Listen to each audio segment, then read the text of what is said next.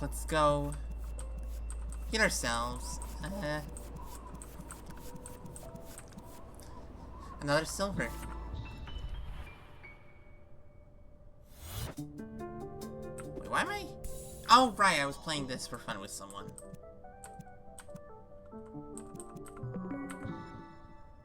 Hello, Maxie, how you doing? Welcome in. Okay, we need to find the bench. The bench is here. That animation is not functional.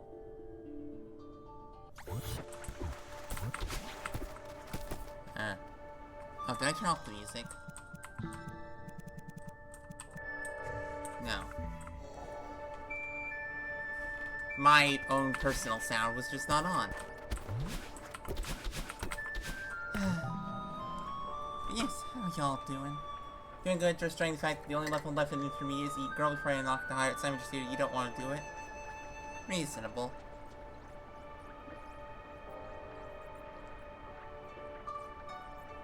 No, of course, only do it if you want to. If you want to get to the intermediate hard side, I suppose you'll have to do it at some point.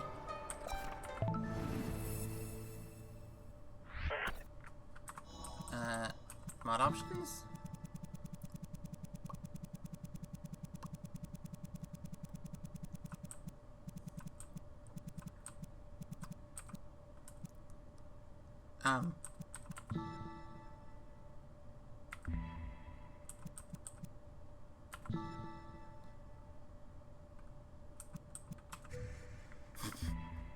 Forgot that I disabled it like that. Right, my PB's room 7. Oh, pfft. Alt-tab. I thought I changed the title. I thought I did. Apparently I didn't press done.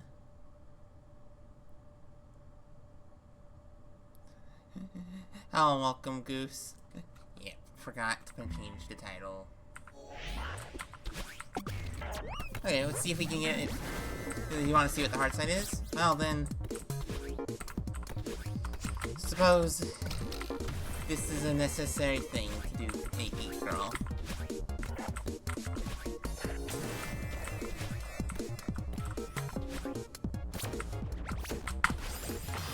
Yep, okay.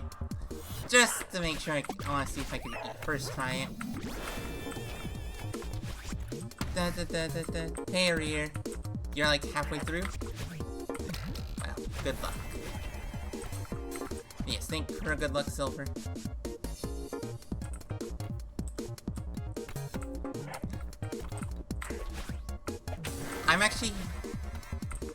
I think this is a pretty decent silver. Even though there's one room that's absolutely not the greatest. Which we've gone past once. That's why the PB's room 7. Okay. For practice runs, save states. Wait, what?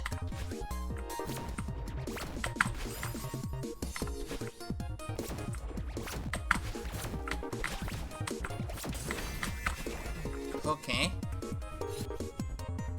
That room, let's do that room a couple more times.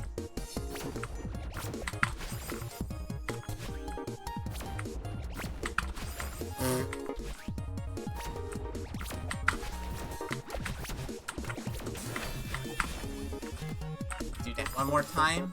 Definitely feels like I can definitely... there's a lot of room to improve on my ability to do silvers.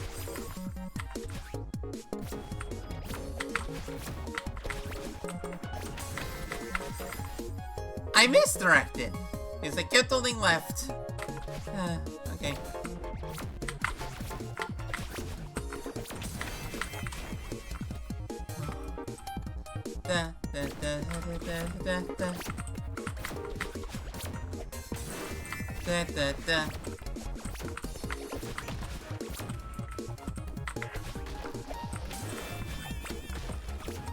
Okay, this room's just easy.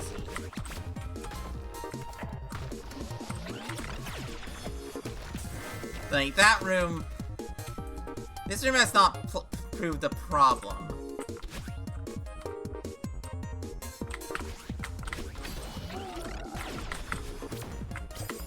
Oh, right. I need to figure out...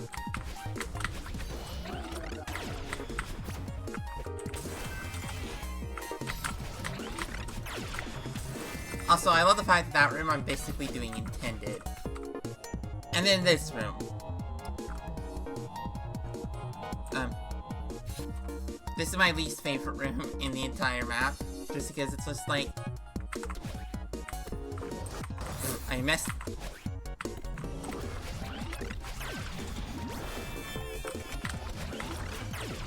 Ah!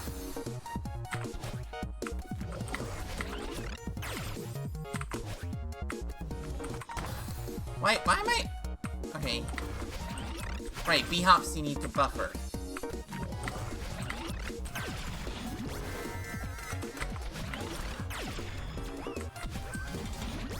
Now we need to figure out a strat for this one. Appears that waiting just a little bit and then dashing over worked.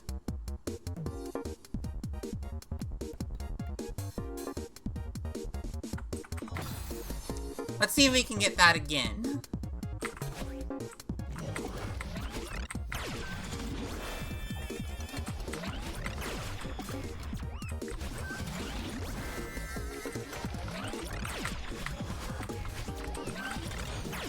Okay, just wait. Okay.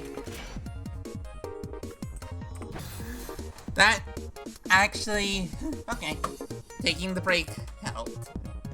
Because now I actually have an idea of what to do here. Okay. Well, that's the worst.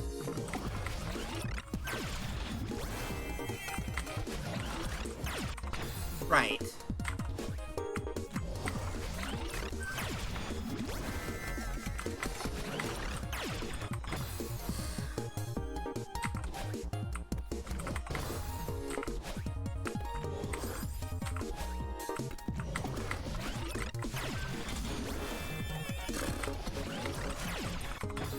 Okay.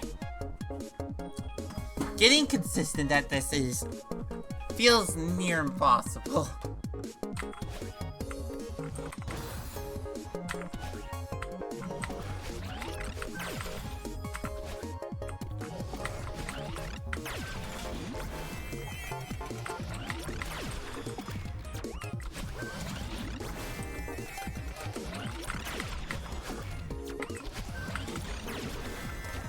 Okay. The upright right at the end. Huh. Of course that's consistent.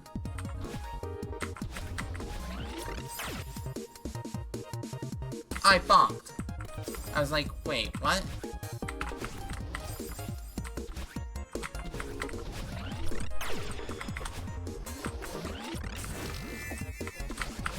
Okay, I'm very focused right now. I threw that too late.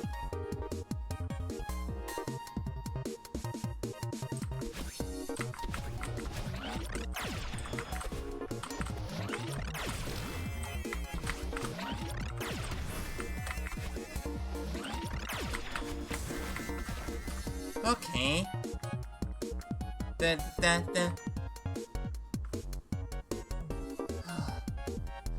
I am not I don't know how close I am to actually doing this. Okay, this is the one of the simpler rooms. Just walk forward. Walk forward, fall, and then dash right, dash right, dash left. And avoid doing that! So that's actually one of the things that I do far too often when I'm trying to do this room.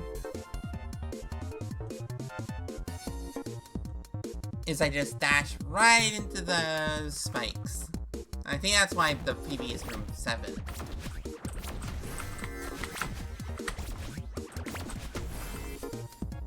Also, funny reverse weight dashes that apparently a lot of people missed.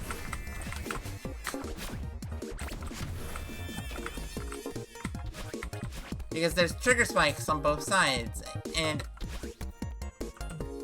I definitely didn't notice those.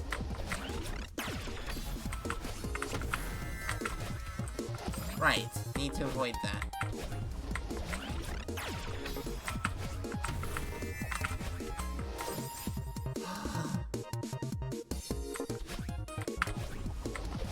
I really like... This is actually honestly one of my favorite fun silver. Though this room is a little bit... This is the final... Those are real trigger spikes. Well, they... I mean, technically speaking, they're not trigger spikes, they're grouped trigger spikes. But...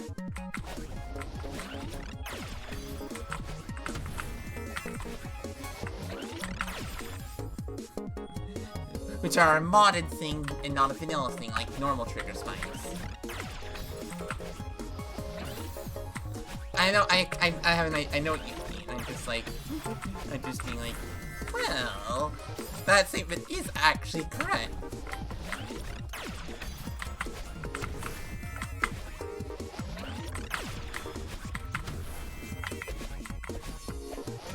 Ah.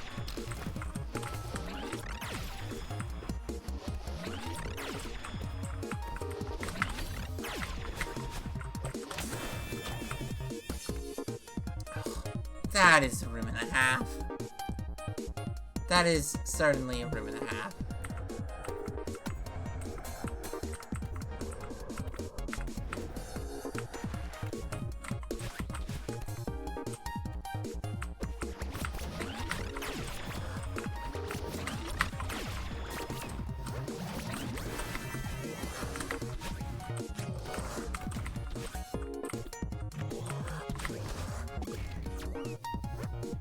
Skip 15 extras and play Cave of the Crimson Sky. I mean, I would say both yes and no. Cave of the Crimson Sky isn't that hard compared to a lot of the experts. It's probably one of the easier GMs, but it's also, it's a GM. It's still harder than me. It's not much harder, but it is harder. Though, I suppose it might be actually in your skill set.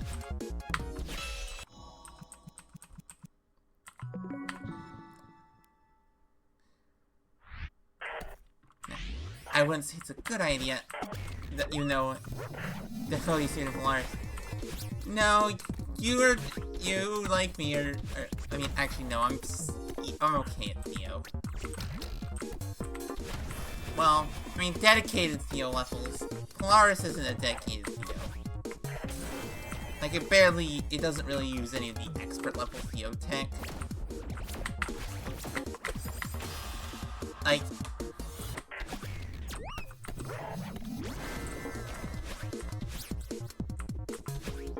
Like, Cave of the Crimson Sky was... No, not Cave. Flying Batteries was actually hard. Really hard Theo. You know, like... Polaris definitely took more time, so it's probably harder. But it wasn't harder because it was harder Theo stuff. It was harder because it was harder, like, tech spam stuff.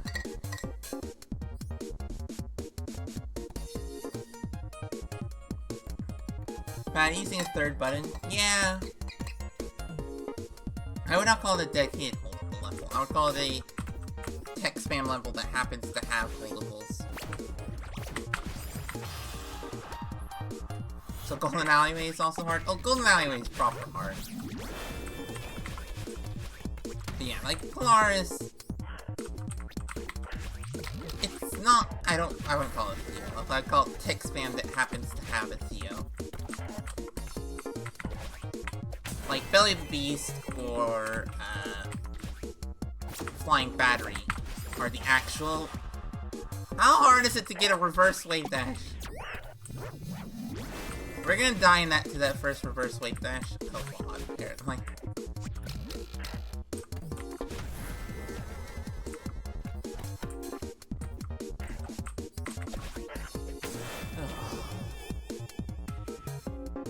Reverse wave dashes are impossible. Yeah, reverse wave dashes are certainly a thing.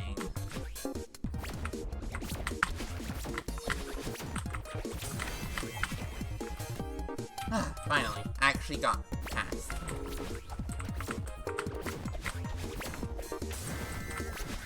Actual GM tech. That was not what I intended. That was not what I intended. Very lucky that that worked. Okay, wait for that to go down. I love how I basically just ignore battle in there. The 21st run to get to this room says a lot about how poorly the previous room goes.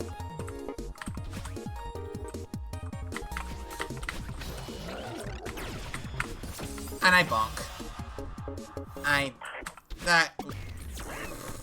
Of course that happened.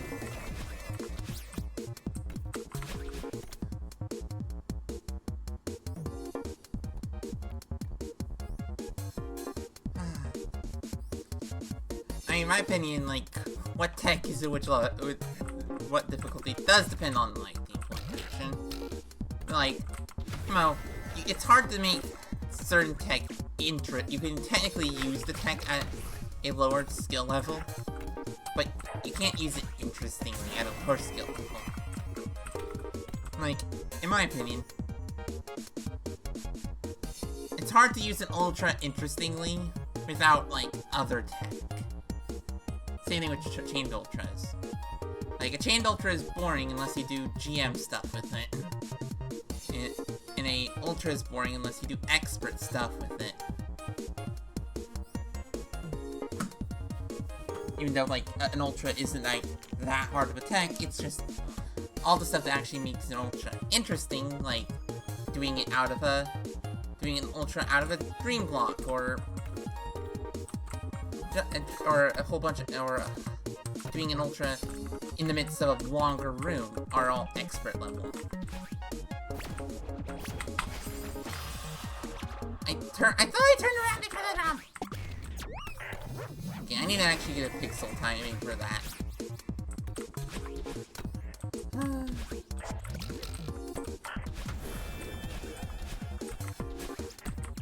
I mean, this is probably the hardest, one of the harder Deathless runs I've done. Probably not the hardest. Hardest is probably 4A. Yeah, 4A is significantly longer than this. This is what, 10 rooms? 4A is a lot more than 10 rooms. I think 4A is probably the hardest Deathless thing I've done thus far.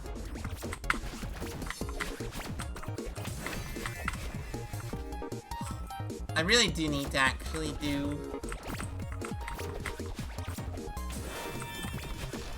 like the rest of the vanilla goldens, but currently I'm more interested in doing SJ silvers.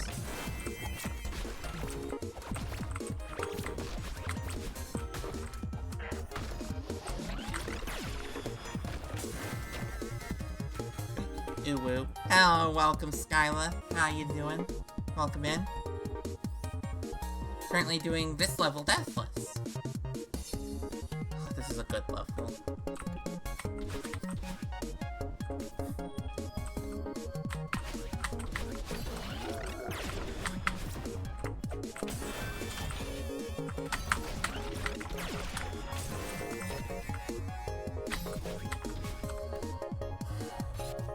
This music's pretty good. Oh. Yes, Deathless runs. This is probably, this or 4A is probably my hardest. I don't know where this is. The 5 is real. Also, hello and welcome in, Derp. How you doing? I'm loving this level. I mean, my current, the full plan was the silvers, basically. Oh no.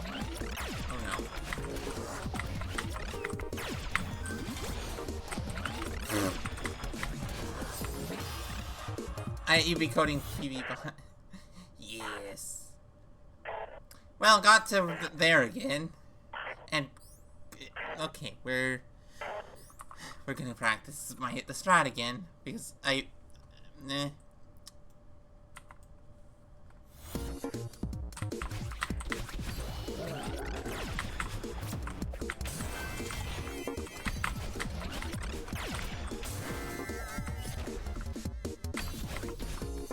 okay. PP bot, yes, poultry prison.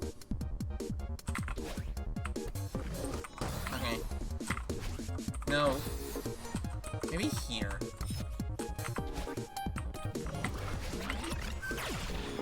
That kind of actually.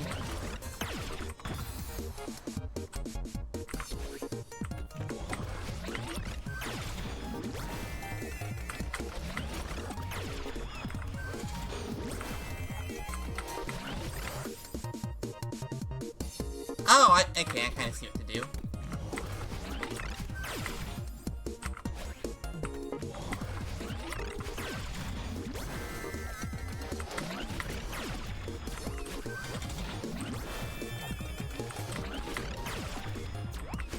Oh, okay.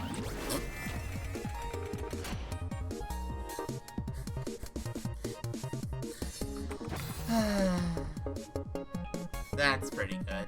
Okay, I like this new strat.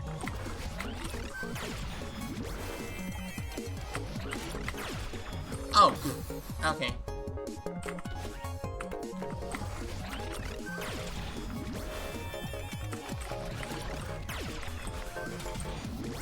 Okay, really?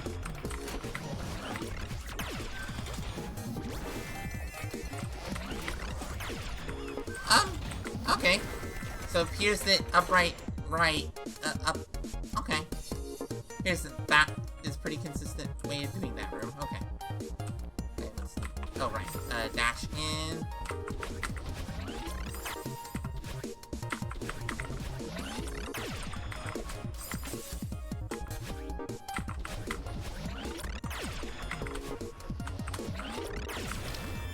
Also,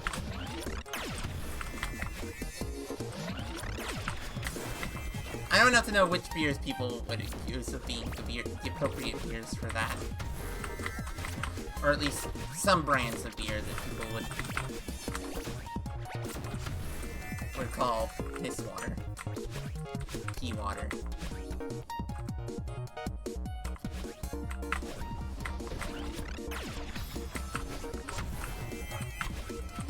Okay, maybe up there?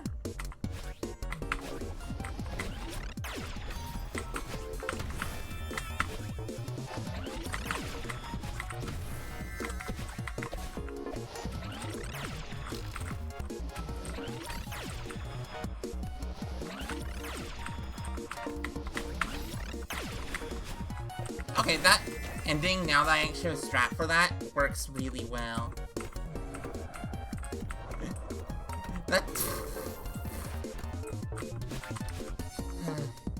Human beings are certainly something, aren't we? Okay, berry time. We actually have a vague strategy for this berry.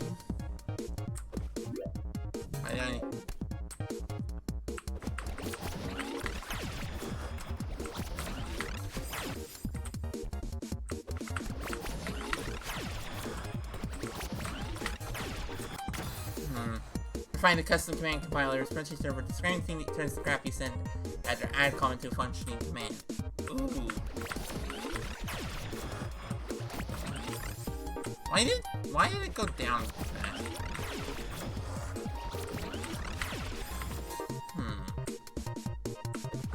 I had to drop the berry.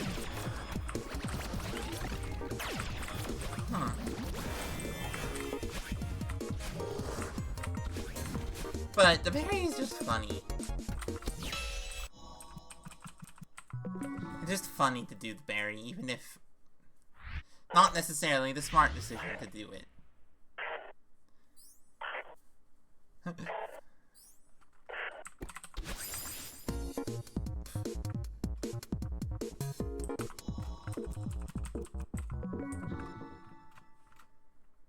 Glad I did that, because I forgot to remove the save state.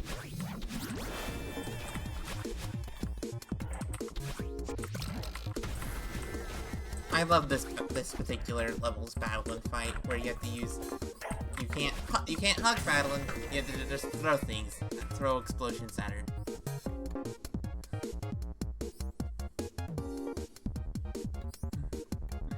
Also, that sounds very complicated.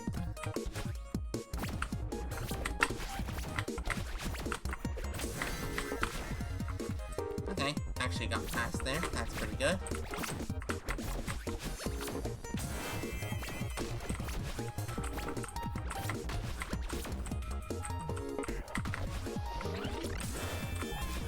Why hug your violence when you can use violence? I mean, yeah.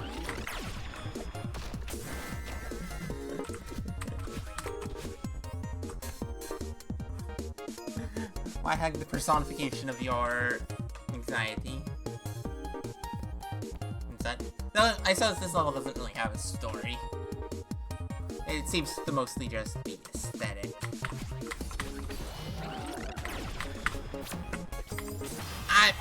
Yeah, I was off cycle, and as soon as I was off cycle, I knew that I would lose that run. I too would like to throw a rock at your anxiety. Yeah.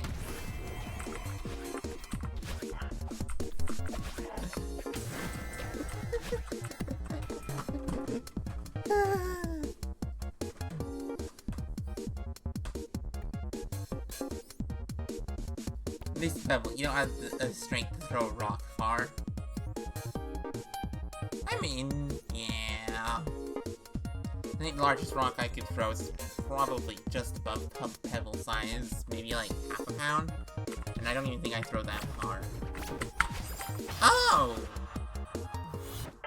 Okay, starting that further right. Starting that further forward seems pretty intelligent, a pretty smart idea here.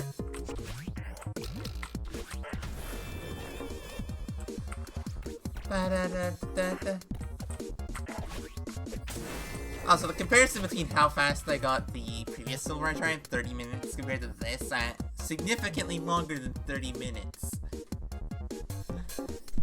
Let's just say that Sea of Soup was a lot easier than this level. Okay, let's try starting further forward.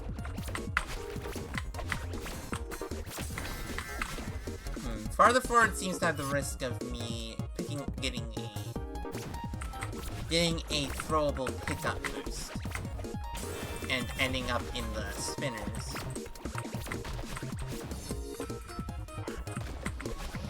Also, I still love the fact that they're called spinners. In technical terms, crystal spinner, but they don't spin.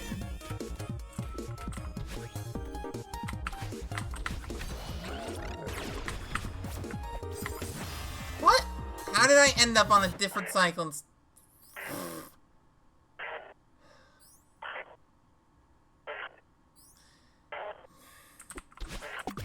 Don't know what I'm doing wrong with that cycle.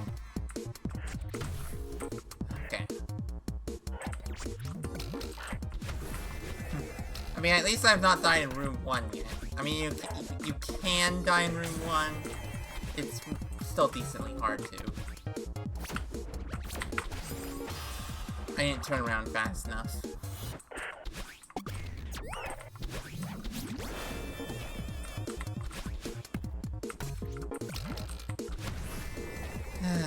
Also, I love the disposable Theos. The shattering crystals.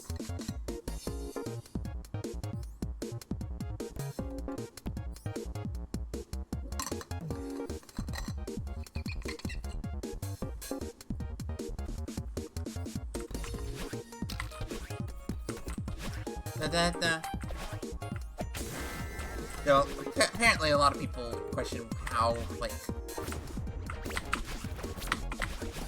Solar Express isn't heartless while Pummer is. Which is a fair question. I assume it's something along the lines of Solar Express is not supposed to be that hard. In comparison. There's my first room 1 death. Okay. Because I misdirected.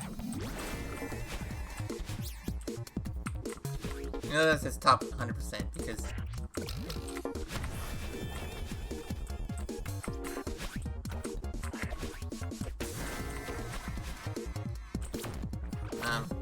well, I failed.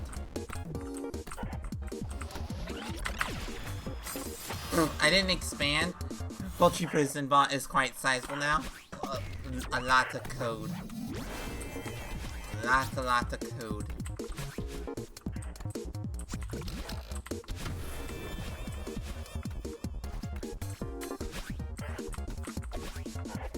Da da da da da.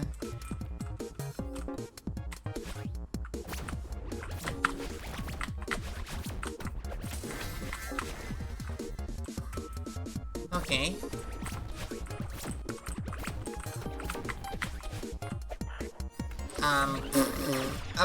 Of course.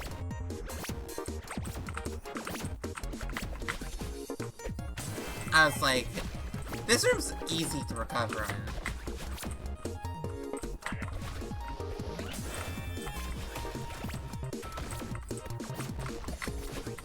Yeah, not but I've come to see that stuff like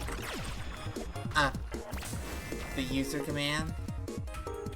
Yeah? Use stuff like that. Oh, you have to basically program all that to understand all of that. Also, hello mod, how you doing?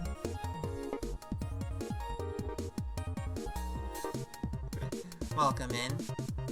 I am making quite a lot of those.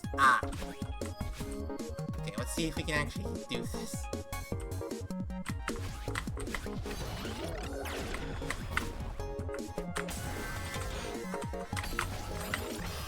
Well, at least I got there. Your hand hurts a lot? Yeah. Celeste is intense. I don't think Celeste is quite why I'm in the, I have a brace on. I think that's more the fact that I keep typing in Twitch chats. How many of those to make? I don't know.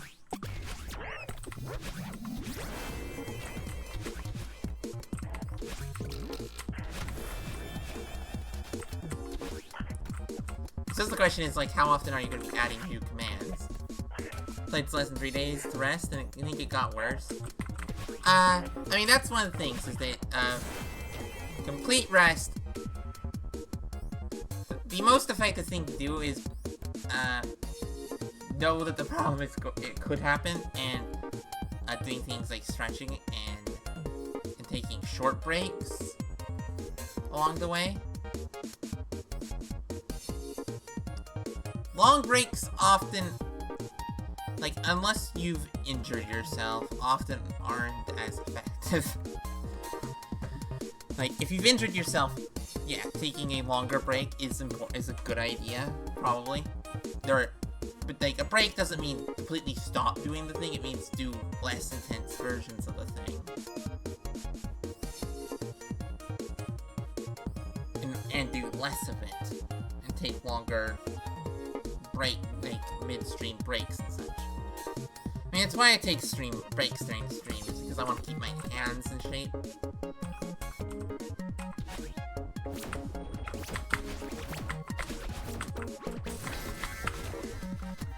Okay, well, it's not paying attention. Got that from that room. Okay.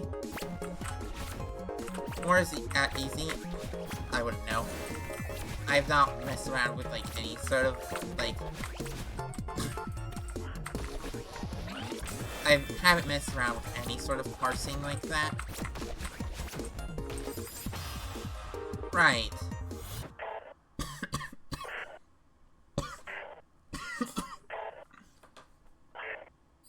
I don't know why my things are like that.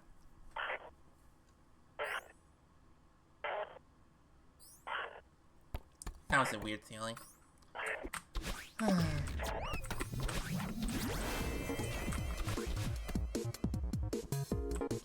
Kinda why you haven't streamed in 3 days? Yeah. Reasonable.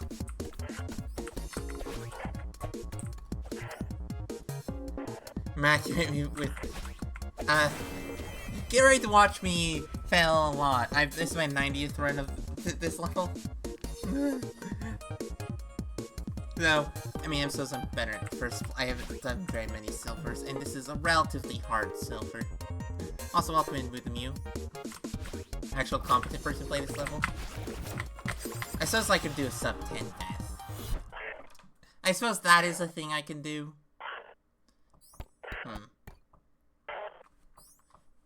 you view stats, anyway? I know that there's a stat view key or something.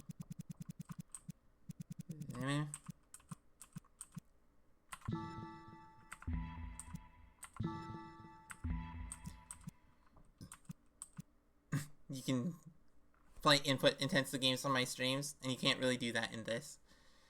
Yeah.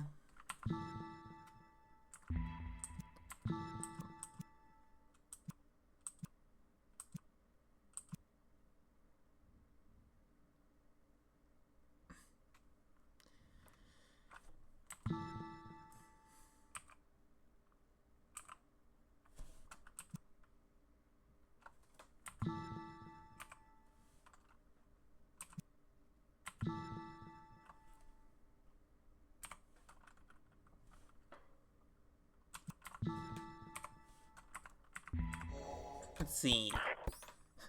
Best runs. Wow.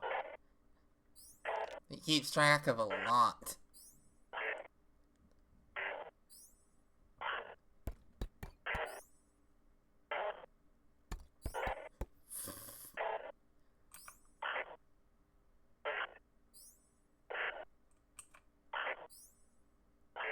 The choke rate is pretty high in room 3 and room 6.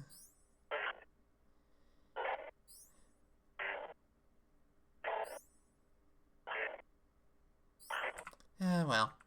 And now, how do I toggle this? Okay. Let's see if we can actually get past... Let's see if we can get to room 8 today. Honestly, I want to get silver today, but... Problem is, I still don't know how best to structure, like, running silvers.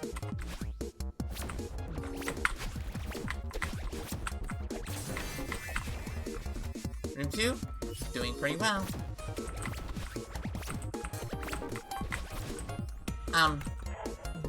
What happened there?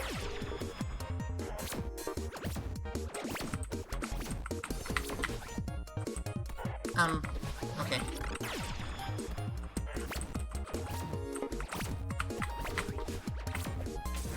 I was like, can I please?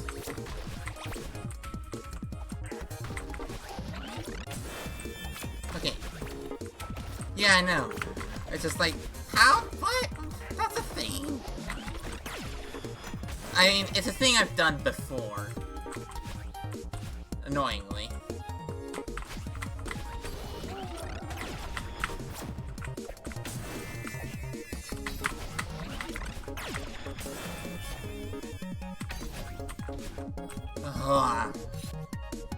Hello, block of butter. This is a pretty good map! And pretty fun silver. Pretty tough silver. Probably the hardest I've done thus far. Probably the hardest deathless run I've done in general.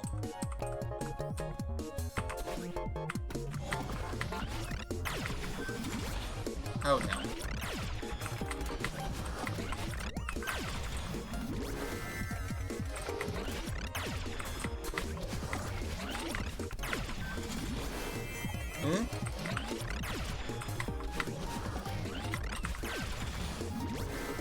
I actually got past room 5. Okay, finally. Oh, no, no, no! I forgot what room was next! No! I forgot what room was next.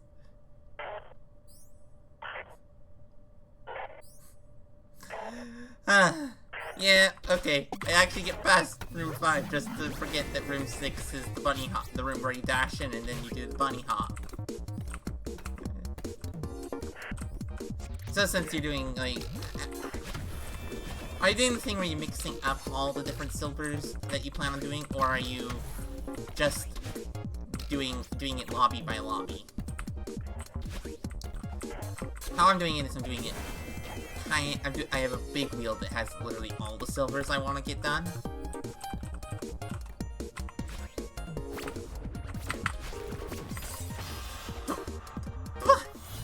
The fact that you can go too fast there is so annoying.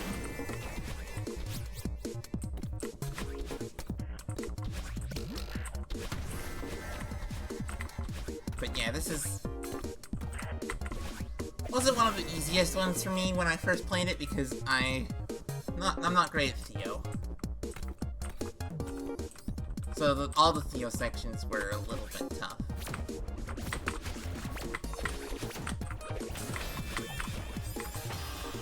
You're doing them in order, at least in difficulty. Ah. Reasonable enough. I currently have a wheel that contains, like, most of the easy experts, all the easier experts, all advanced, all int, and all beginner. The hardest thing on there is probably advanced hard side.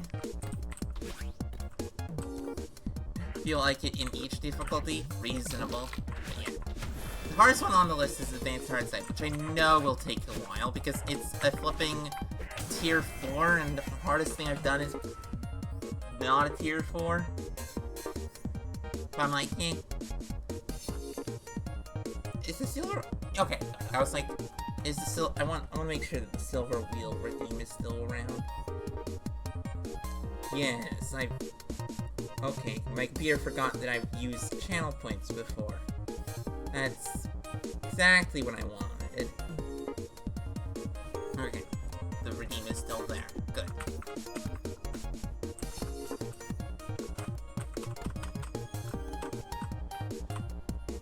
I'm not good at Mario frame taps. Right, I have to wait a little bit after I throw for the actual dash.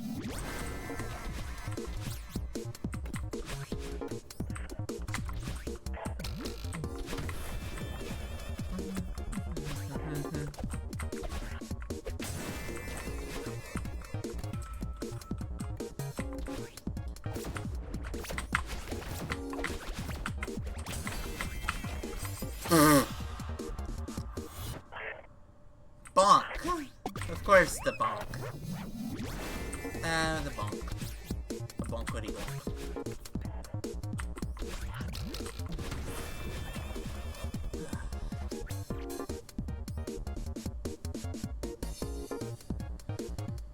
Which open are you currently doing? I don't know if I ever plan on doing a Grandmaster Silver.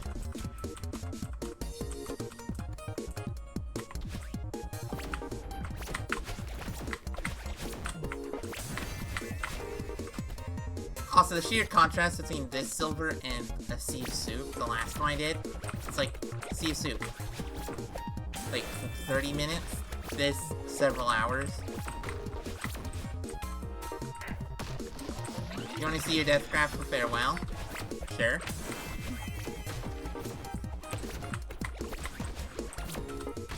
Okay. 3, 2. Okay, so usually if I get to room 3, I get out of room 3.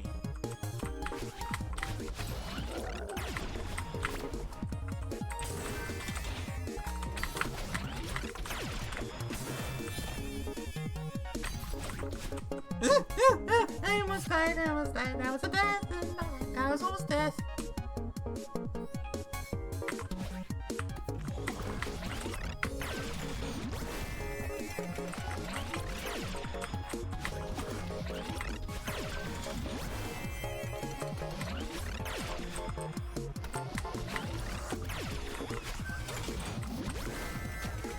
That room's now easy now that I know I have a flipping strat for it. Slightly spiky head, nothing to worry about. Yeah, that seems to be a consistent thing. Okay. Ah.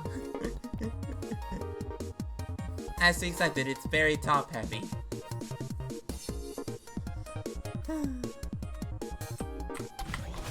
I think wouldn't that be true of any silver that you do for a while? Okay. Why did I not? Wait, what? I didn't get a boost! What?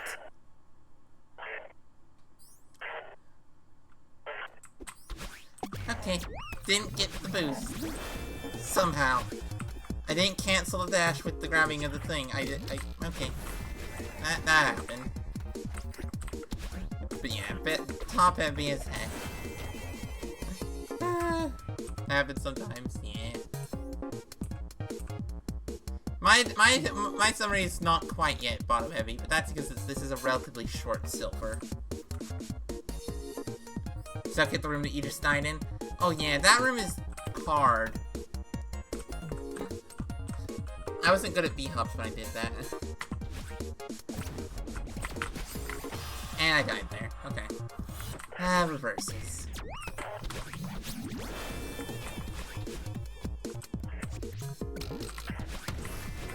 Honestly, room 2 is probably one of the hardest rooms in the run.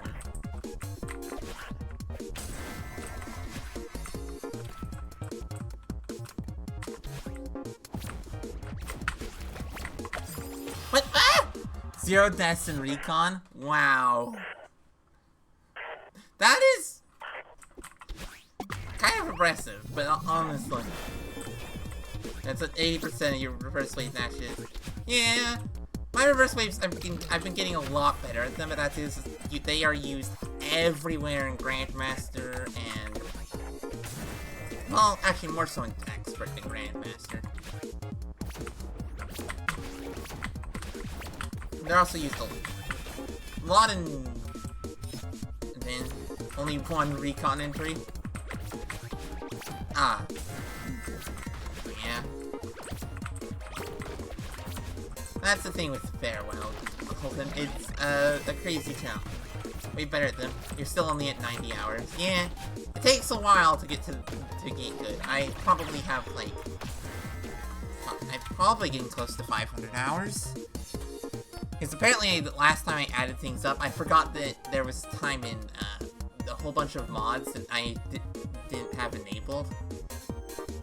Most mods being Into the Jungle, Glyph.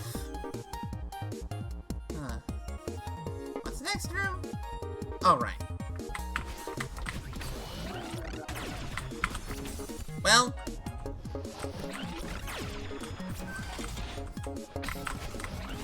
Yeah, that's not recoverable.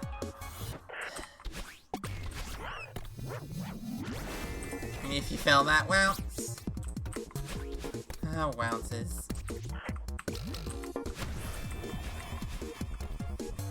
Huh.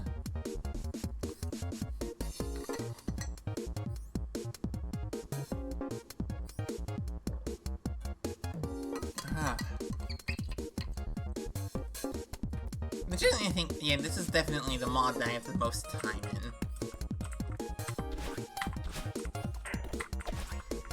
Strawberry Jam.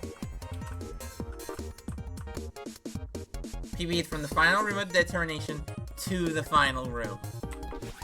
Pretty decent, to be honest. So I think that makes sense, considering... It's one of those things where it's like...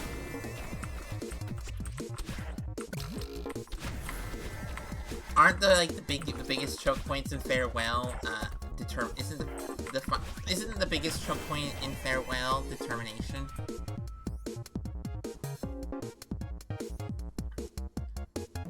Like, determination in Event Horizon, because it's very middle heavy. For you, it's recon. Yeah, getting there is probably hard.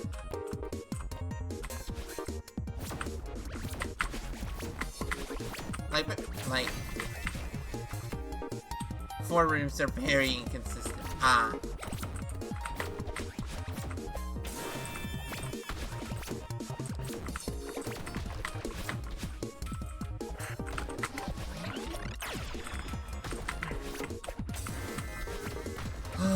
Very first room of recon cassette room is hard. Okay, I was paying attention to. I looked at chat and that's that. Okay, that one cycle room. Oh yeah, that room. I remember that room being pretty tough. Though, when I played Farewell, I was bad. I was bad at wave dashes, but could do hypers, extended hypers, which was funny. So I actually done some speed runs of Celeste, apparently, before I even beat Farewell. Or started, I think.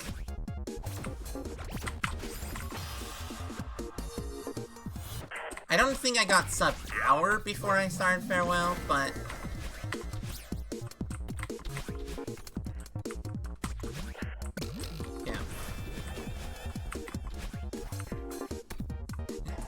triggered to even look in here.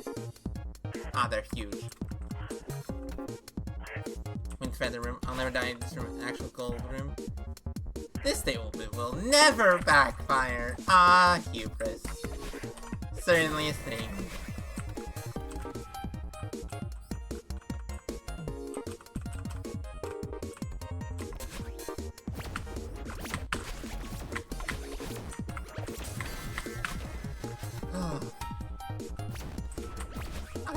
Okay, I think the consistency, the rate of entry of this room is went up.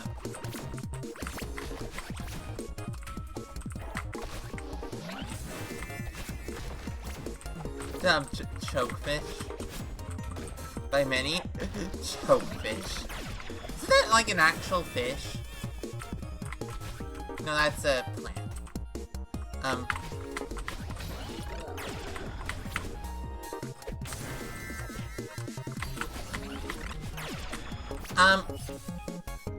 What?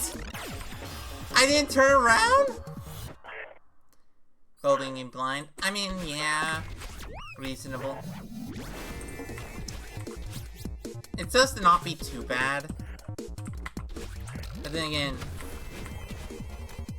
not too bad doesn't mean much.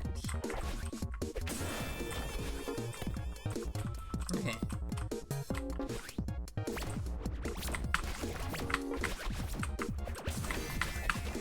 Oh, getting a lot more consistent at room 1. At room 2. Okay, got there.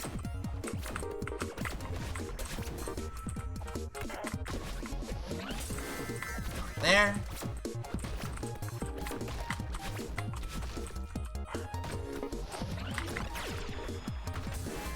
Got to room 4 again.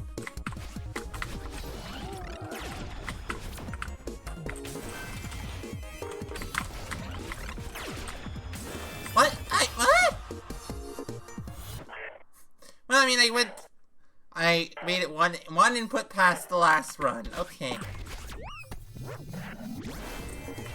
I think if I die in that room again, we're definitely going for a 1 death.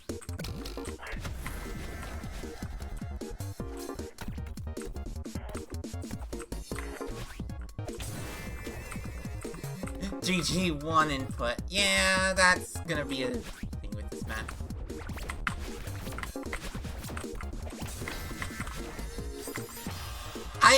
What?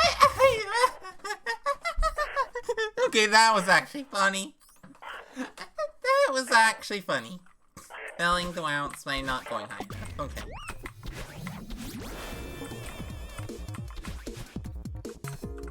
I was hoping I'd actually improve my entry rate to that room. To room 3. Okay.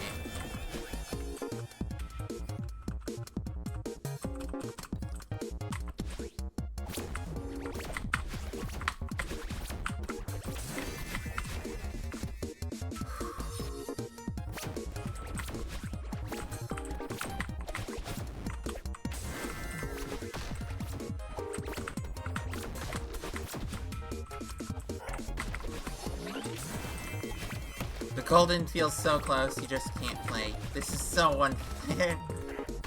Yeah, but sometimes you need to rest. Hopefully you can get like a brace or something. That definitely is helpful, at least for me.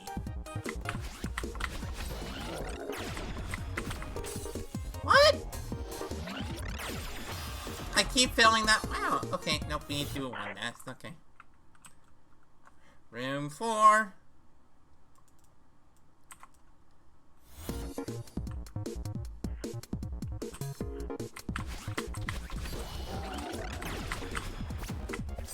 Okay.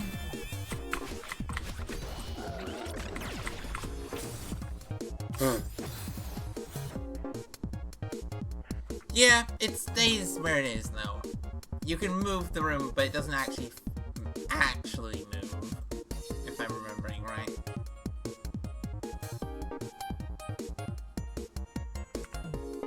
And then if I... See? I don't know why that's why you can just move the rooms if it does nothing by default.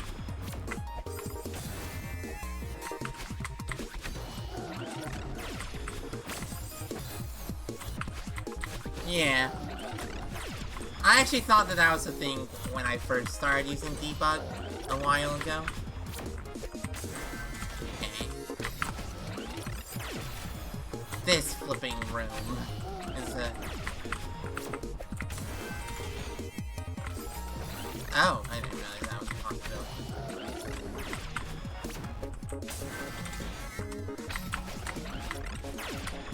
Okay, fine. Okay. Oh, that room.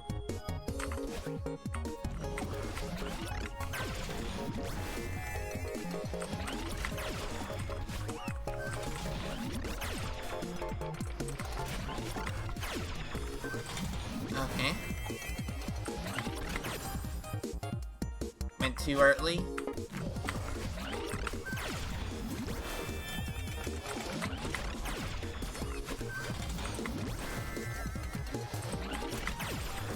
Okay, need to be a little bit more careful about the laser.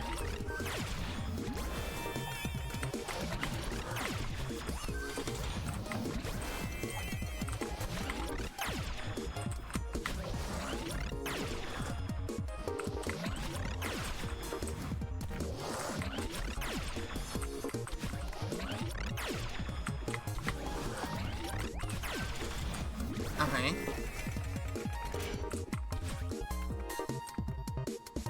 Oh, right.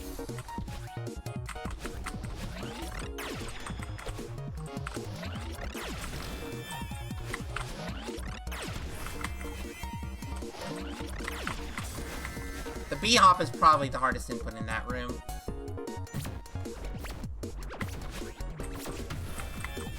Also, how many of the rest of y'all didn't notice the trigger spikes in this room?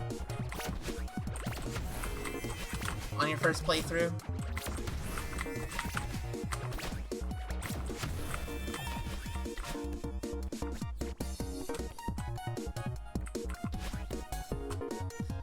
Because I've noticed that a lot of people don't...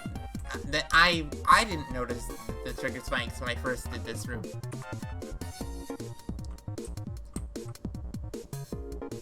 So I went back up to the middle every single time.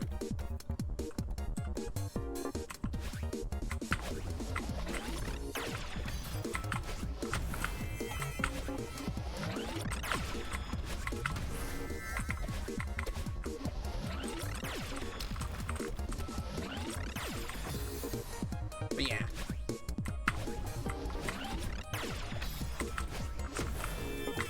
Those trigger spikes are just...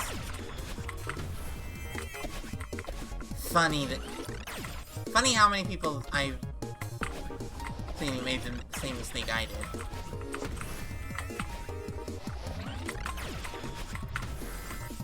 Ah, okay.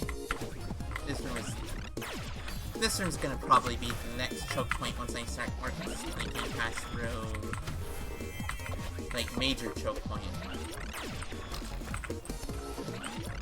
I think the real hard part about this level, I was holding grab, how did I not grab that?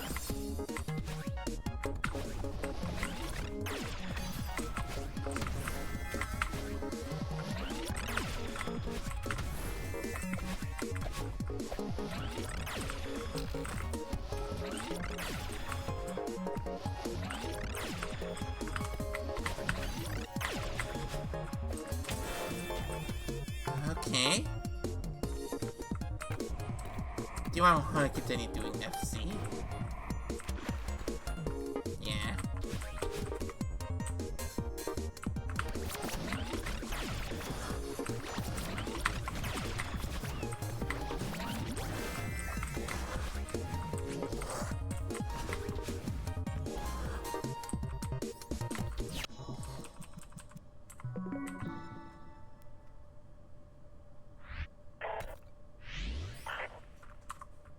Make sure I actually clear the state, because I am bad at remembering to do that.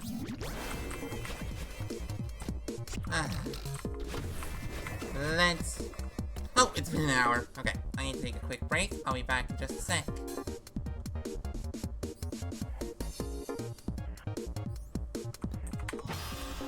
Don't want to capture that.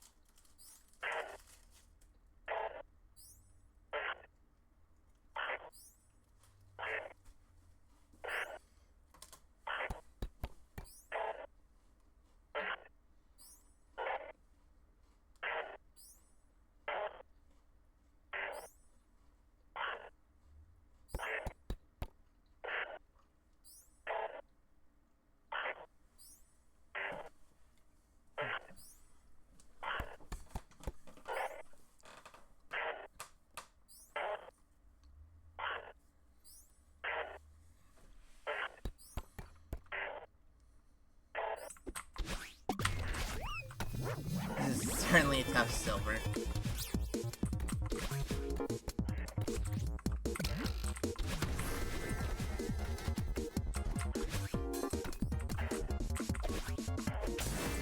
I don't know if this counts as me being unlucky or just not, or not.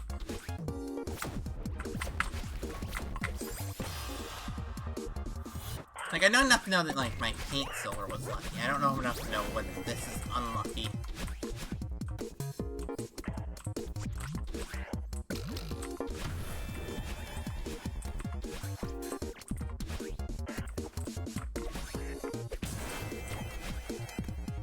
I've definitely done more casual, like, more non-silver runs than I did for paint.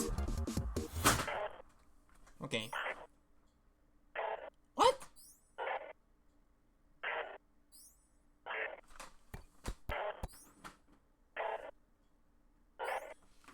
I need to fix something.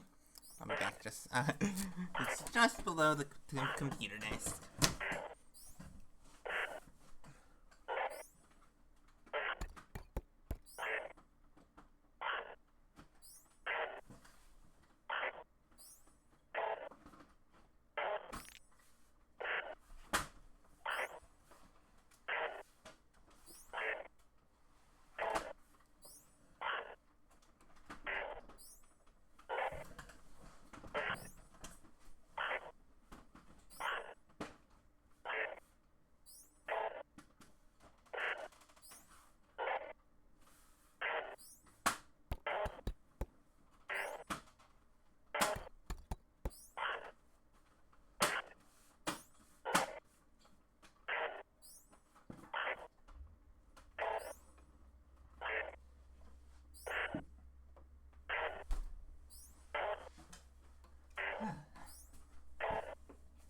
Okay.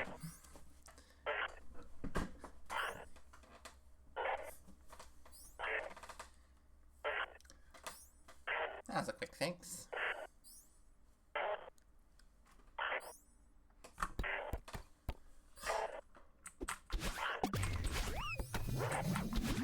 I love the fact that I like the start of this level. It's such a good start. Just the hitting the sequence and the music. That'll be hard to figure out how to do music. My map.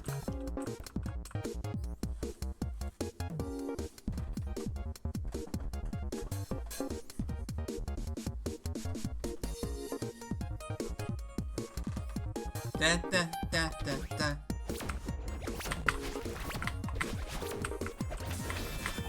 Well, at least we got past room 2.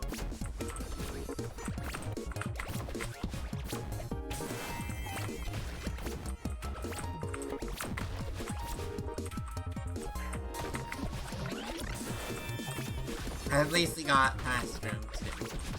I remember this room being actually kind of difficult. Now it's like just a simple 3-step plan for defeating it.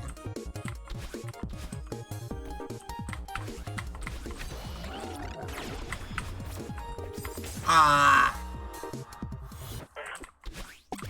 That room is so hard to go, like, either just slow enough or just fast enough that you don't get killed by that bullet. And if you don't get killed by that bullet, you're basically guaranteed, like, you're guaranteed to at least get to the end as long as you hit the reverse. Like, the cycle isn't super important past that point. Like, you don't, the battling bullets and lasers aren't threats after that point. Which is interesting, but also, like, means avoiding that one bullet is a pain in the butt.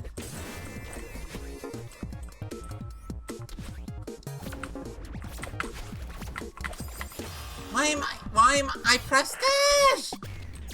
I pressed dash!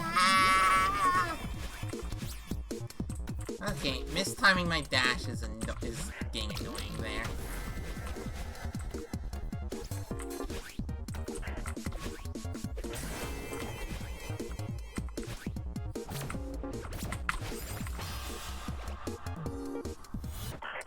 Okay.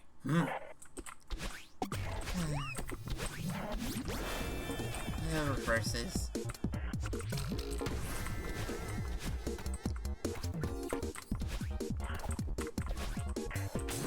Da da da.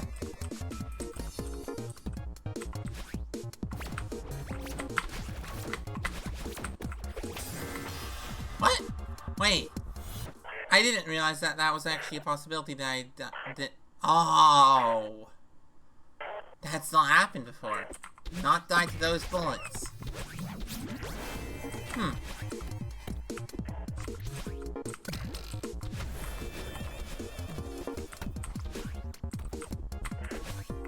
currently thinking of some of the Mount Steep levels.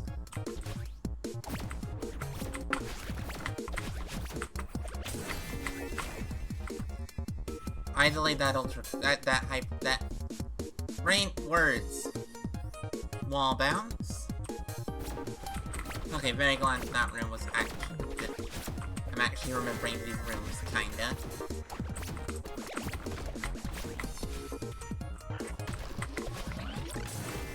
It's difficult to do so, though. Okay, my appearance rate to this room is actually dropping. Lord.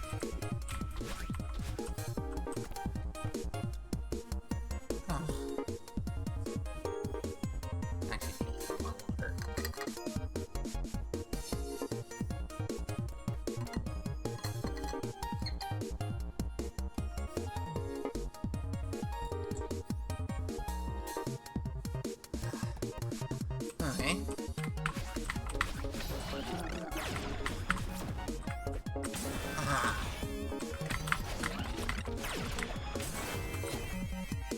Finally!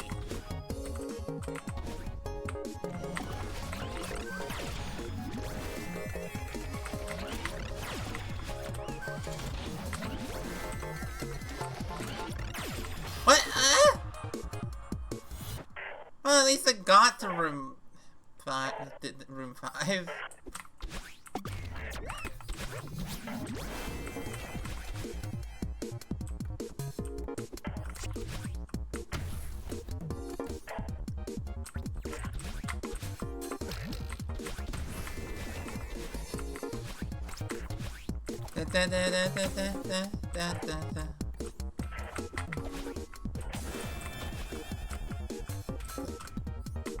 I love the fact that they actually,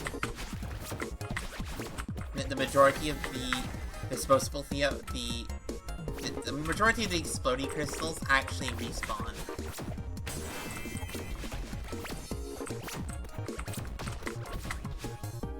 Well.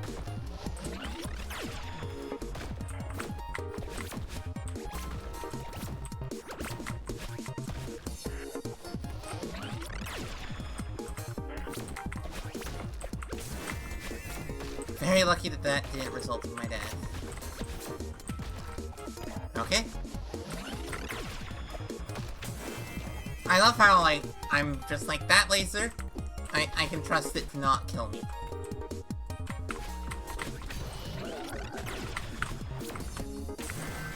Ooh.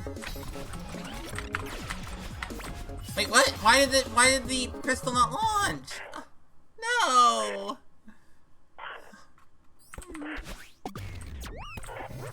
Okay. Need to actually make sure I get that reverse wave dash, I suppose.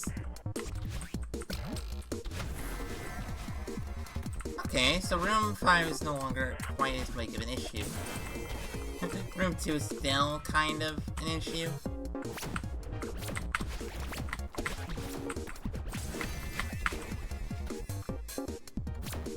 Okay.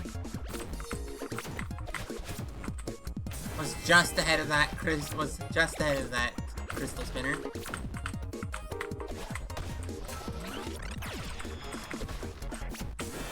Okay.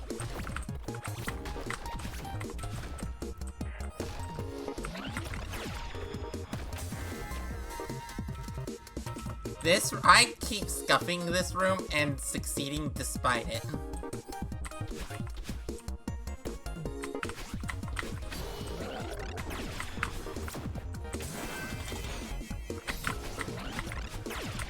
What?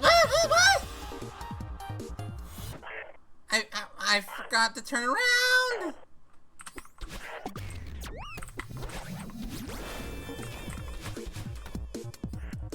I am a bit tired. Though I did sleep better yesterday than I have been a little bit.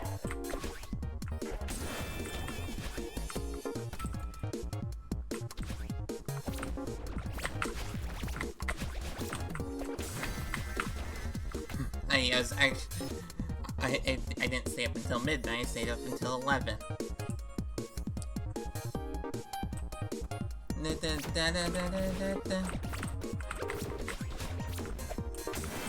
Okay.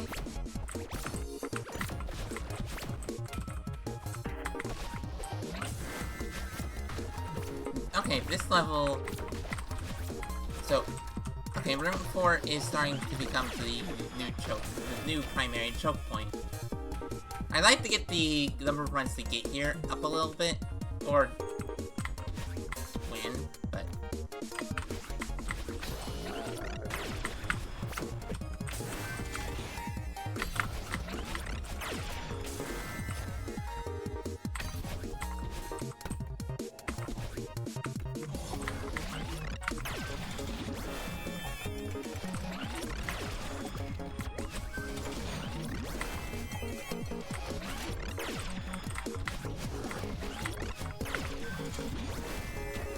Okay.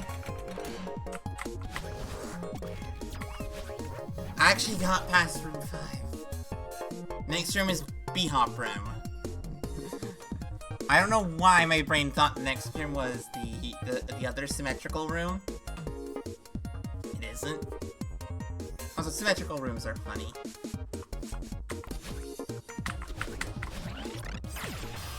And once again, I failed the flipping. Okay, I get to the B-hop and I fail it. Okay, fail the input, the upright dash into the thing. Okay.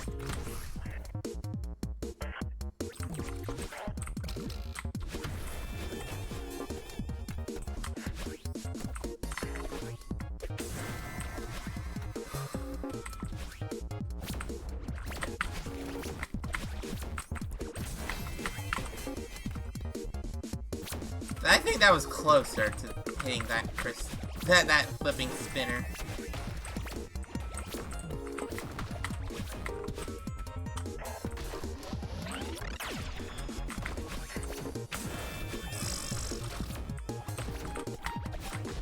Yes, yes! I'm keep getting so close to dying in this room. Okay. Let's do this hyper.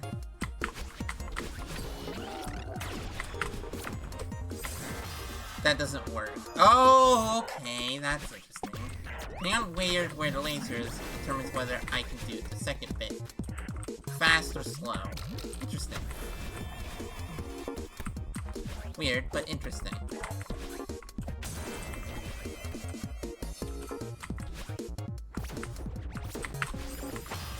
Ba-da, ba-ba-da-ba-da-ba-ba-ba-da.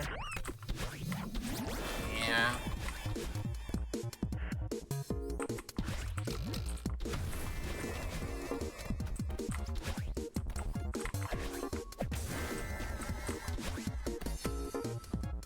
My current intent is when at some point to switch to doing like Glyph at some point. I do want to play. I want to play the various X signs. I think we have Glyph D side installed as well.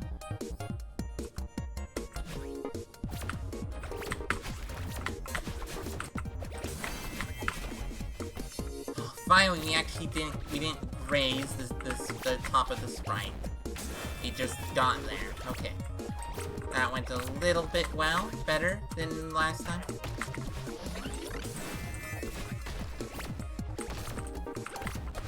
A little bit better.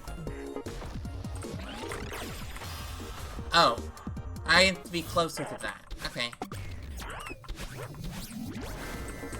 First time in a while that I've died to room 2. No, room 3.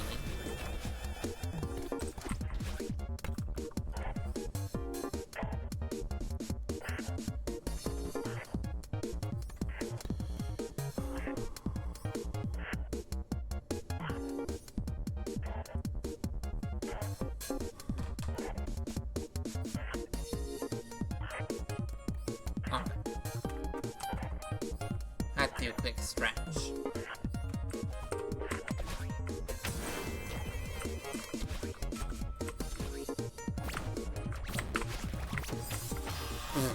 Forgot to press grab. Okay, yeah. An hour and a half of any one thing.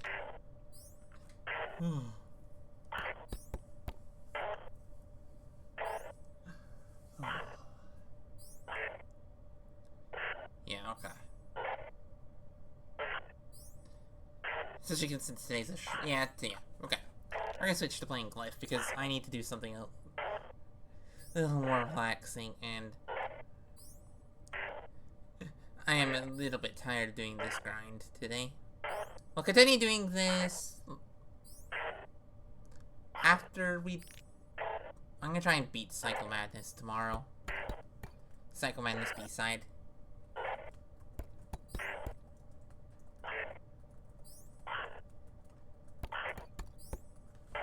With season side.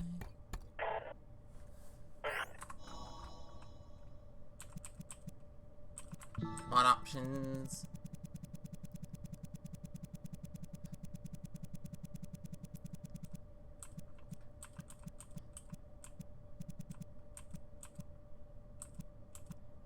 In-game overlay. Text overlay enabled. Okay. Let's go do the season science. I actually need to do something a little okay. I was like, do I still have this enabled?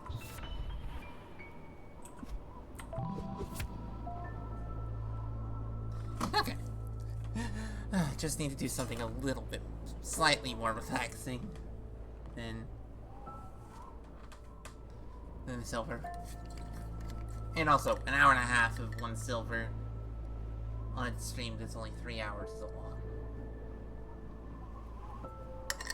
And I don't think these will take that long. they're not super long, these various season signs. Don't think there's berries either. This room appears to have default camera.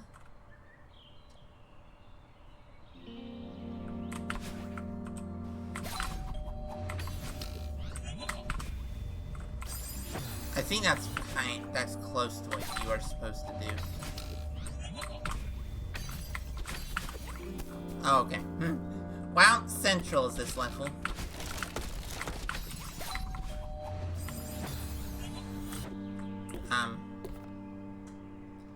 What?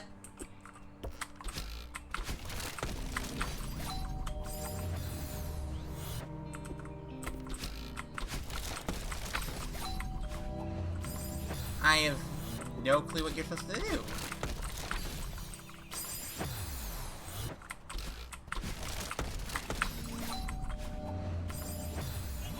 Right dash?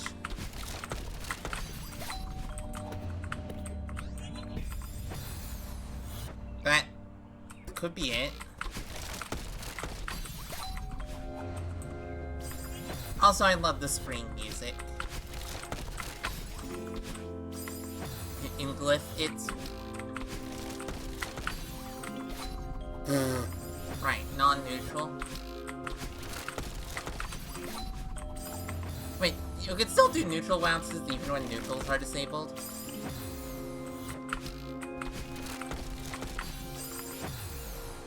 This is definitely a toughie. Yeah, okay, I need to stop playing Celeste on Saturdays. That would probably also help.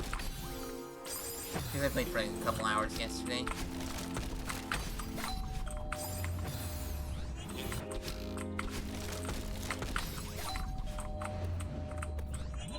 Oh, wait. Oh, I'm supposed to get... Okay, I see.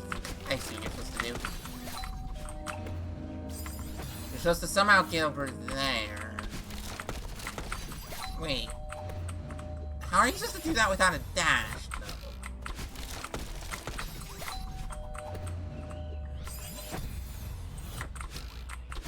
This is confusing. This is one of those rooms where it's like, this is a setup that I've never had to do before, therefore, it's really hard to actually do.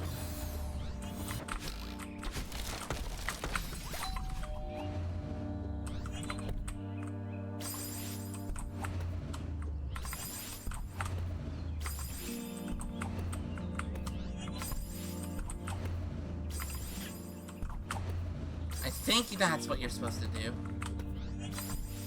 Unless you're supposed to... No, you can't go back.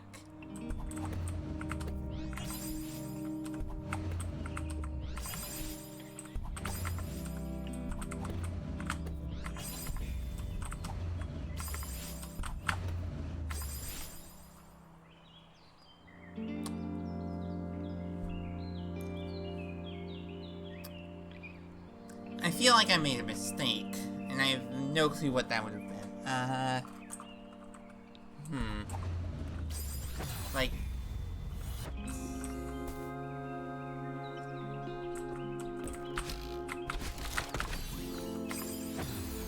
Like...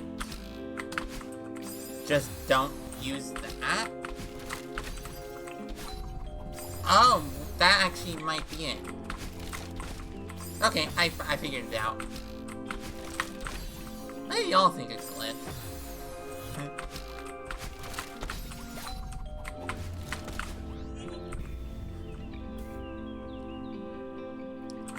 My opinion is basically, Glyph is very...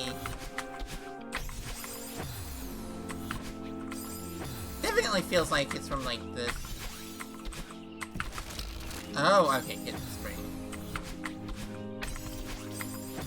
Kind of the same decision making process that led to the D science.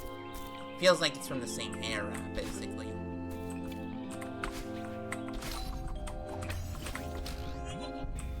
Oh, okay, I see what you're supposed to do.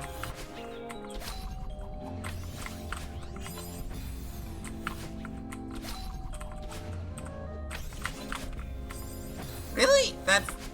Okay, is that set up so that you do that? Then why do you get a dash? What? Then... Why do you get a dash from the... Okay. I'm like... Why get a dash from the spring if you don't need it? So... I want to see if I can force a solution that actually uses the spring. The dash spring. That doesn't seem to work.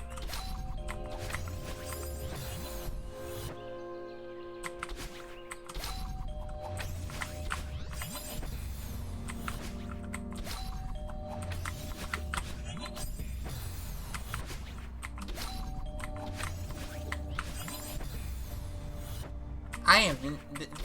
This is genuinely... conceptually kind of difficult. I don't think it's like gonna be really too tough execution-wise. It's like it's a Glyph season side.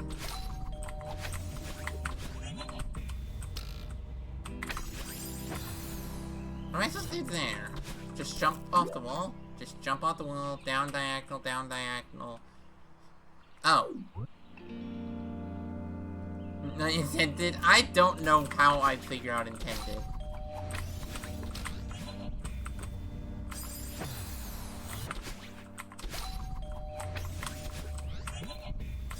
Like, I'm like... Like, it's obvious... I would think that's allowance. Well, it works, even if it wasn't intended.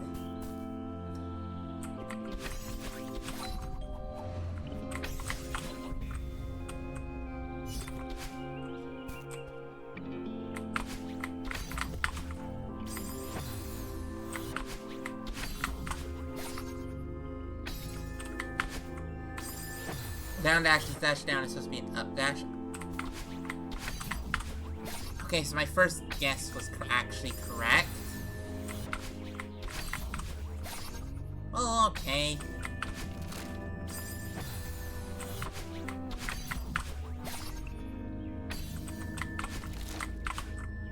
Right, this is a room.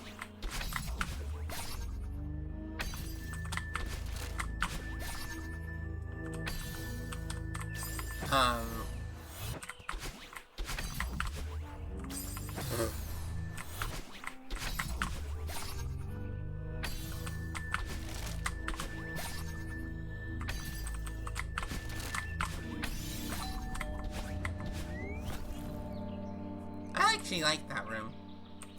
Okay. Okay.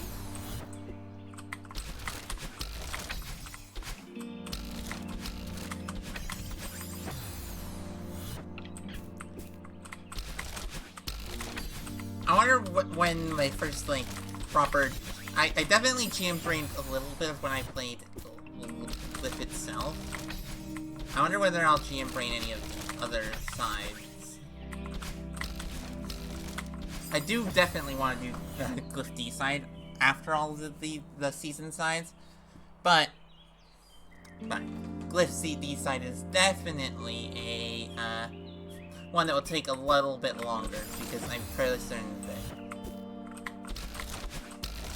compared to any of the season sides, Glyph D side is one about as, I think, supposed to be about as long as actual Glyph, and two is like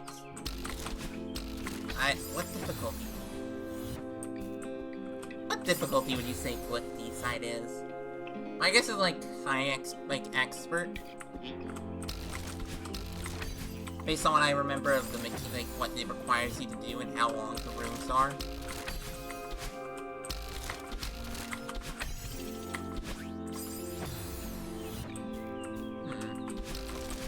It appears that going over the top does work better there.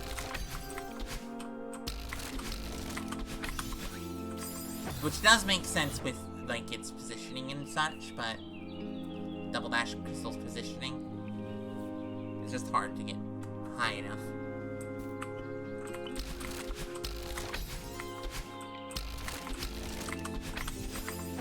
definitely want to do this B-side, though. So, definitely not Glyph D-side golden, because that's like, what? That's a relatively high-tiered golden. Not like high-tiered, but it's not low.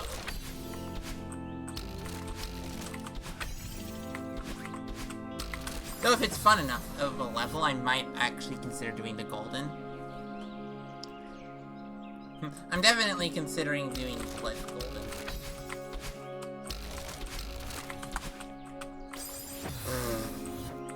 The fact that it's so easy to just end up in the bad position here. This actually... What? Actually, I know what I have to say about this game design. This is very, 7C. A lot of the Glyph. A lot of, like, the screen, some of these screens. Just...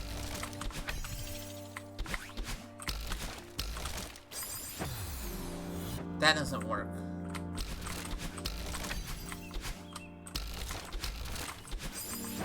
That... Flipping...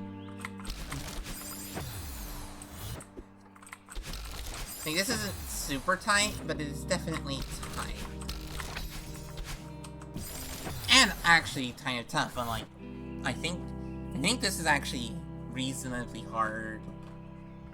Like, about the only screen in Glyph outside of the one void area that I found.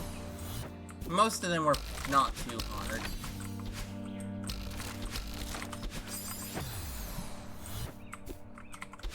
Like, I was stuck on one screen for a while, but I don't think it was because it was necessarily difficult. I think it was because I got mind blocked because it was an unfamiliar design choice.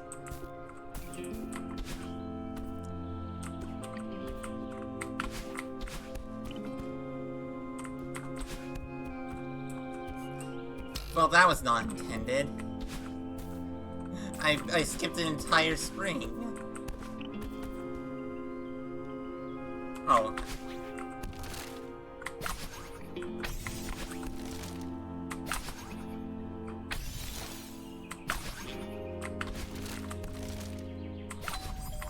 Okay, I like these little, like, use one setup multiple times, but in slightly different ways each time.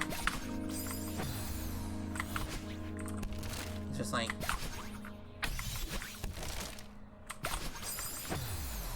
Oh. There's a clip of Parrot doing a room that's literally all frame-perfect up dashes.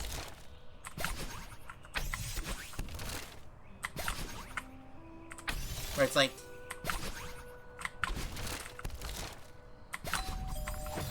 Oh, don't do a non-neutral. Do a neutral. Okay. And actually extend the height break start. Yeah, okay, I think that's probably part of the problem.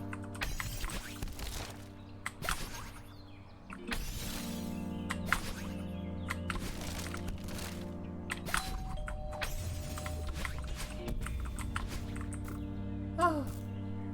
Oh, these ones. The funny.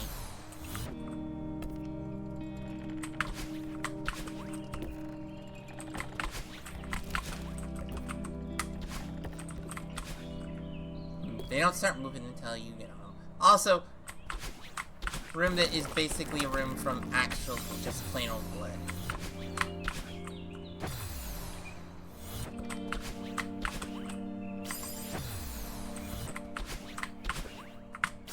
Wait. I don't need that block. I can just grab it and go. No, what? I meant to let go. I thought I let go of grab.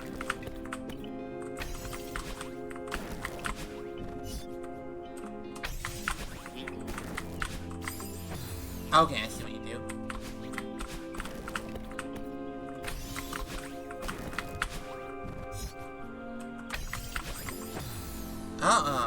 Okay. I actually quite like this. this little challenge. It's like, here's a room, here's a slight modification, here's a challenge similar to a challenge from the main level, but also not being the main level at that room at all.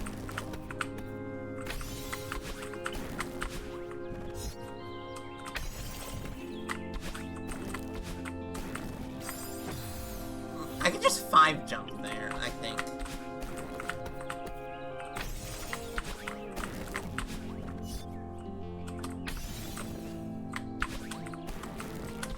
Oh, or I can just do that. Okay.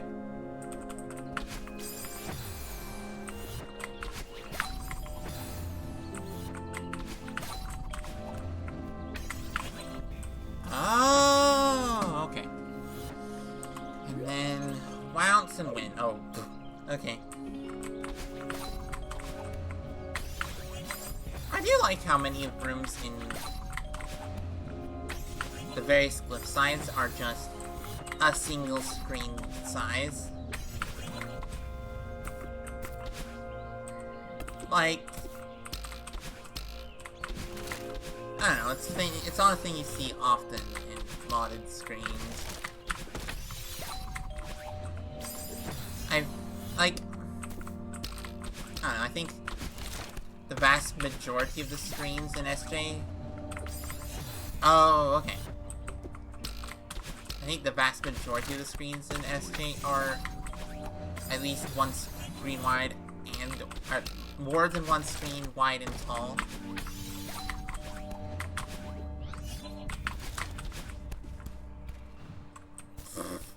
Okay. This is actually gonna be easy.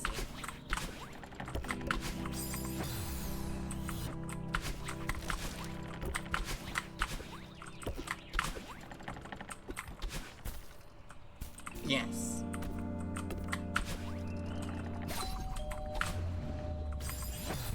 What?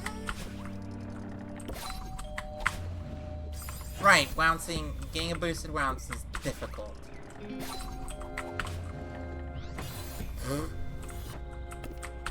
I don't like the fact that it's... Okay, there, we actually got the boosted bounce, kinda. You have to wait so long, though. Yes, I've actually not seen much gameplay of the season sides. Like, I watched one person play them yesterday. But that's about the only person. Okay, really? This is so tough. I wanna... This is probably the... Okay, let's practice this. Or not. The thing that happens usually happens again. Also, I love the fact that, like, you get your first experience of the void when you decide to actually, when you first do a season side.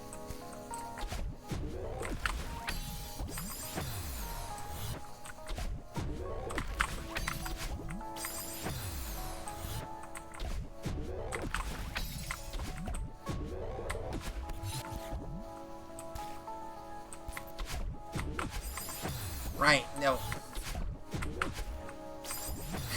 There is no visual cue for this. Also, I like the fact that the void...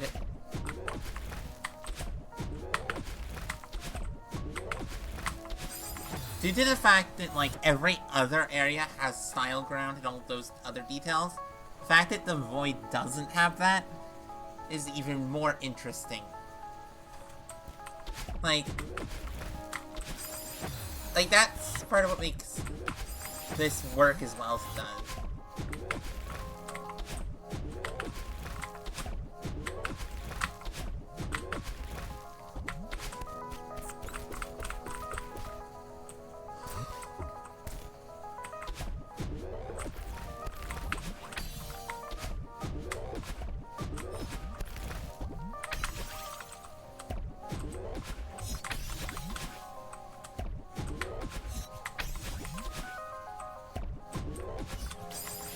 What are you supposed to do there?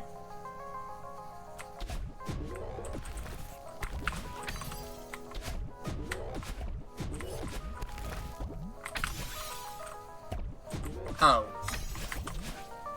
I'm supposed to go straight into there. Okay. I'm not supposed to reuse the bubble. My brain's like, okay, so I have to reuse the bubble.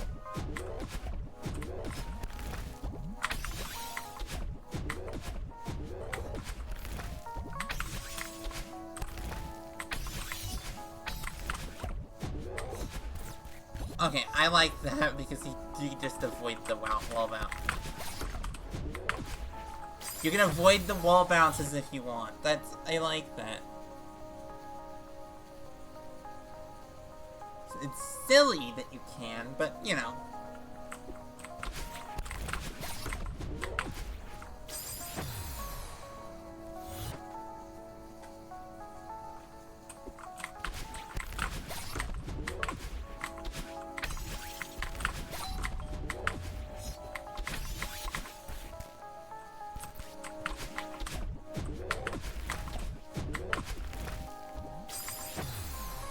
This is also definitely...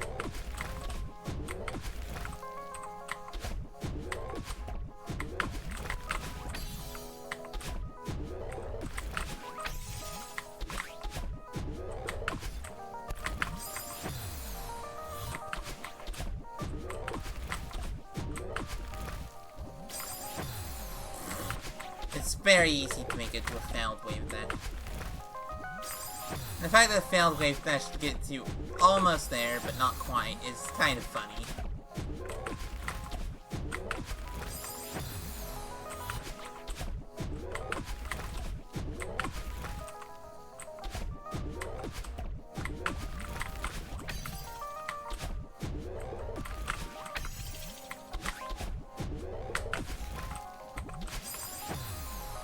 Why did I... Okay, I should probably use binos. Binos would actually be helpful.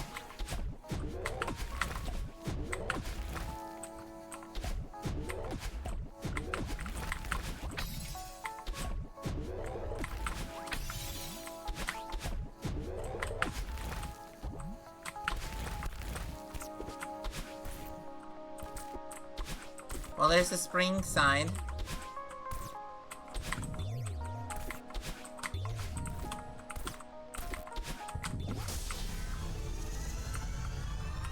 Peace. You know, these levels, the voids, the season sides are not too hard.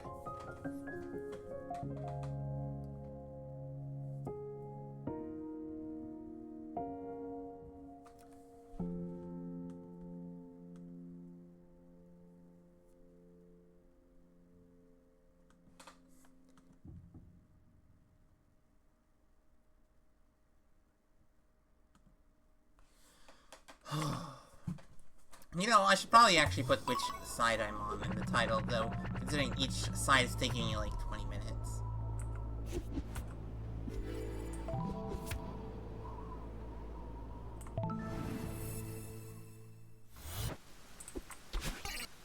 Okay, each season seems to start with the same scene, okay.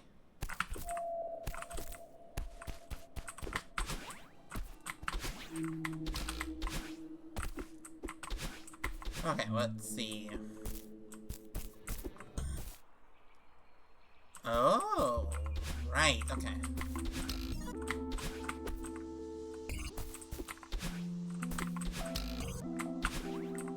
These season sides definitely would be a lot easier to go than main Glyph. Though, they're about as hard as like vanilla levels in both.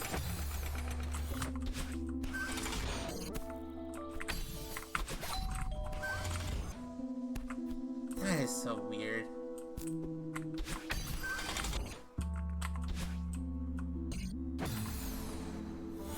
Oh, I can't. I think you're supposed to do that.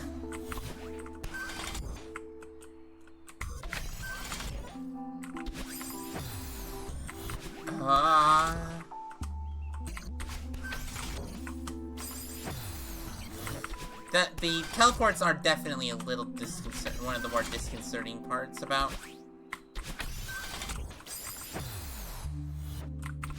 Oh, okay. I kind of see what you're supposed to do there. Yeah, the teleports are certainly disconcerting.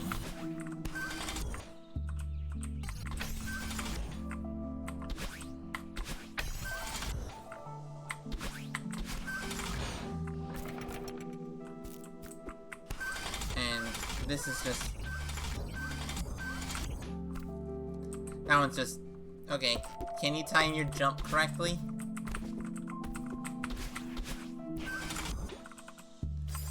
What?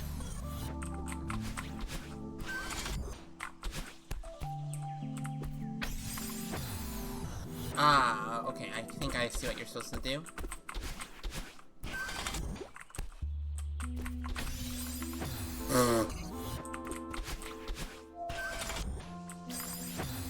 Okay. Okay, timing that jump is gonna be...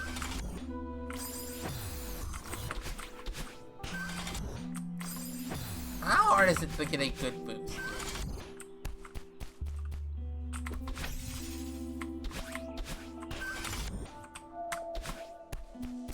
There's a block up there you're supposed to grab, I think.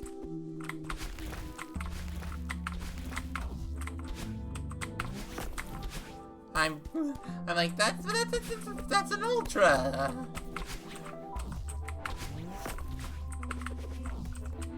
Okay, of course I buffered the jumps. That's funny. I didn't buffer them that time.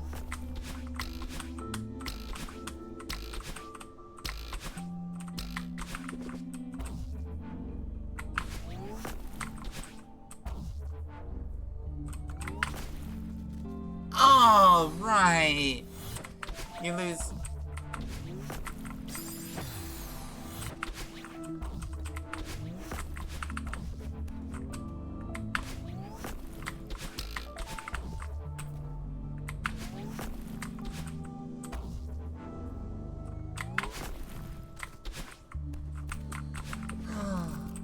Okay. Really? I didn't extend the super? Really? I wonder if... Yeah, that's not a good distance. I wonder if they did their best to, like, make it so that... I mean, I suppose they had to have been aware of ultras, considering the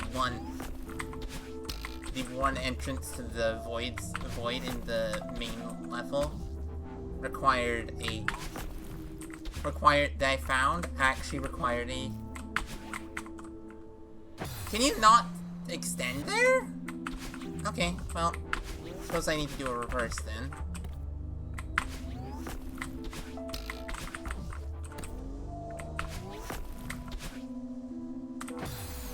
Oh. Well.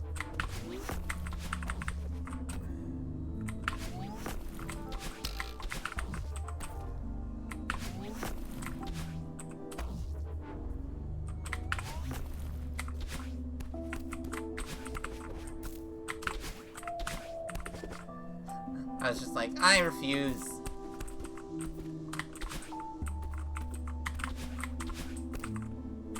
I know this level doesn't require... Huh.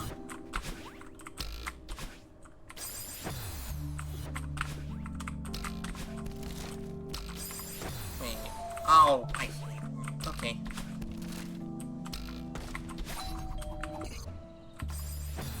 You know what? You know what my favorite thing in the world is? Having to manually time when you hit a spring. Manually timed actions with no good visual cue. I mean...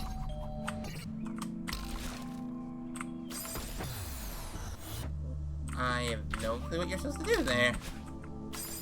But yeah, manually timed actions that have no visual cue are always a little bit wonky. It's part of why I don't like the one of the first proper screens in Lunar Pagoda, the one with the cabin and the auto scroller, and you have to mainly time multiple things, and it's just like, this is like that room is like the worst possible use of the what do you call it? The theming mechanic? The primary mechanic. I think it's one of the worst possible uses of the primary mechanic of that level. Because it makes so you have to do so many manually timed things that if you're just a little bit off, it feels wrong doing that screen. All the other screens like flow nicely or are decent little puzzles. Which are the two best ways to use that mechanic, in my opinion. It's probably why I don't say Lunar Pagoda is a puzzle level. You're not trying to solve puzzles using the stop time mechanic. You're trying to do platforming with the stop time mechanic, and occasionally have to figure out like an interesting little bit of routing. Okay, I'm gonna take a quick break. I'll be back in just a little bit.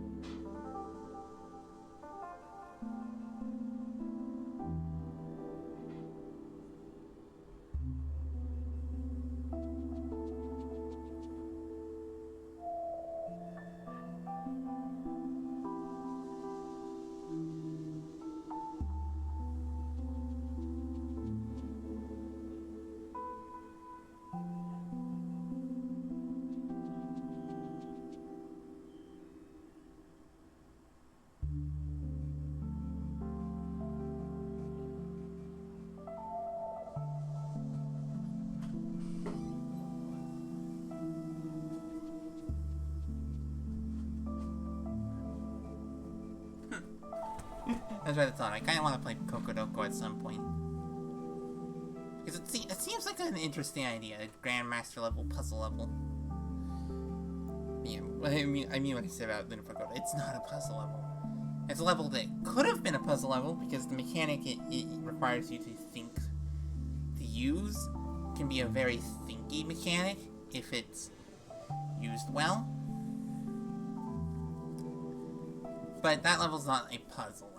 It's a platforming level that uses a thinking. It's primarily a platforming level with like one berry that's actually kind of confusing. That requires any like real thought because it's like you look at the binos, you're like, how do I get that far? It's like it's about figuring out how you get that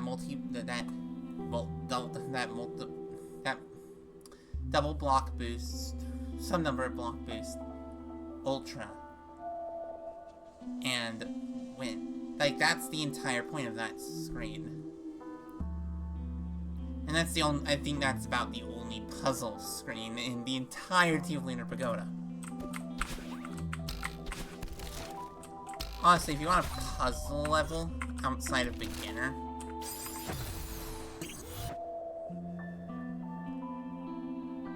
wait, do I want to go to a different direction?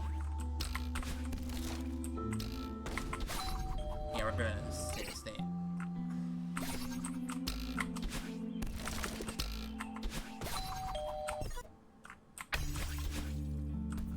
I think I died. I think I died at least once. Was trying to do that from the beginning.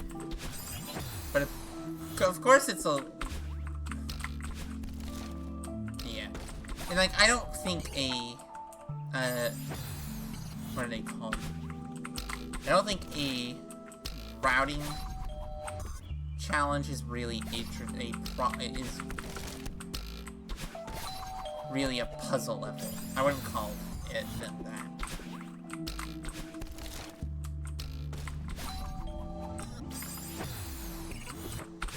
Like, what's the level?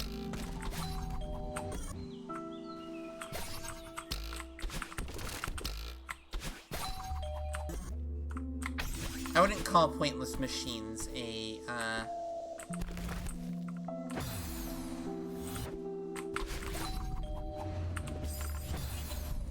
puzzle level. I'd call it an interesting routing challenge, because it's basically just, hey, you need to, like,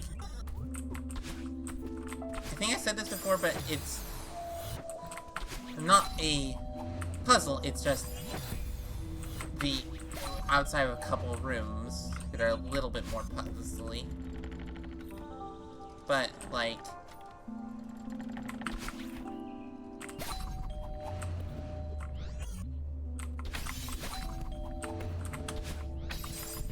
okay. But like on most of the screens, with the exception of like one berry and one of the main screens, on most screens, it feels a lot less like the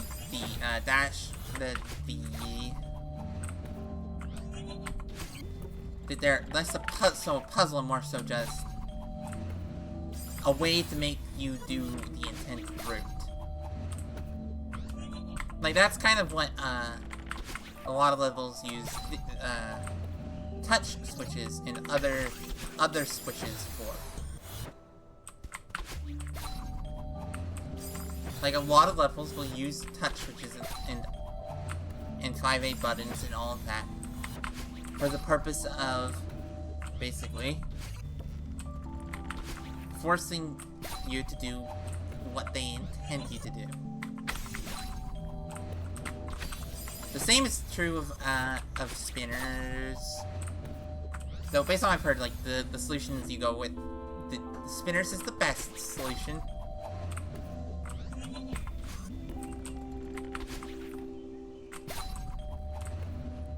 Basically, spinners is supposed to be the best option. Or the least obtrusive option for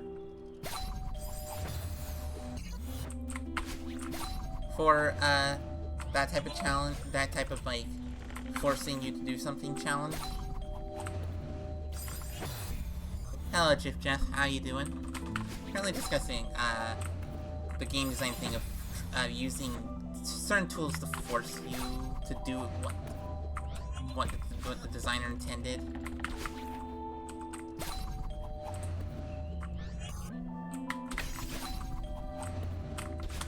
Basically the tricks are divided between spinners and spikes, which make sure that you have to do what is intended. Yeah. Spinners and spikes, which make sure you have to do as intended. Touch switches, which make sure that you're most likely gonna have to do what's intended. And there's a few other tools in the toolbox.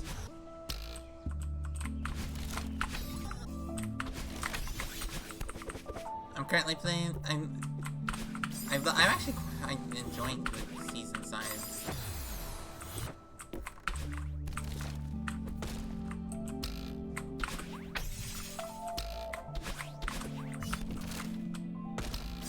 Ah! Okay. Don't know how I buffered a climb jump is what I think happened.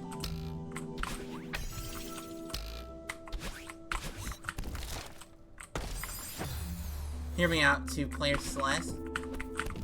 I mean, there are ways of doing 2-player Celeste type stuff. Like, I think it'd be fun to eventually do, like, kind of competitive bingo.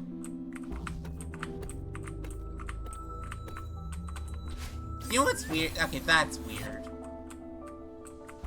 They basically force you to actually do neutrals.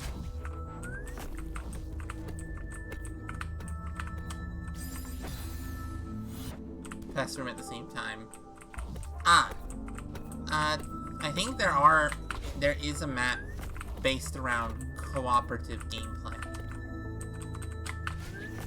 Because you can do cooperative gameplay. Because in Celeste, one of the things you can have interactions on. So you could design a level around, you could design a level around a cooperative playthrough of a level with interactions on.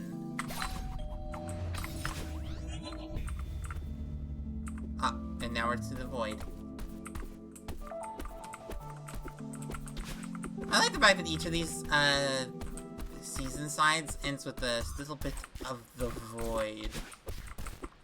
Also, I like the fact that the void is just, the sci-fi. Oh. Don't.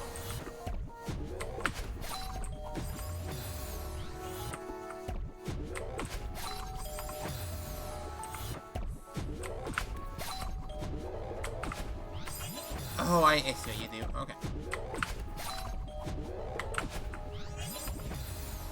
Okay, I kinda like that.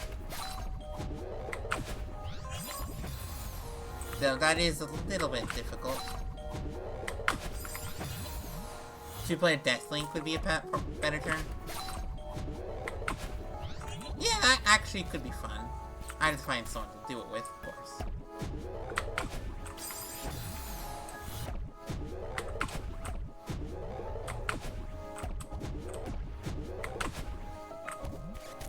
Oh, I love these block boosts. They're not the funniest type of block boost. There's a map and endgame contest that uses some of the more interesting varieties of block boost that I really want to play. I'll probably play, like, there's a large number of Celeste maps I have intentions to play.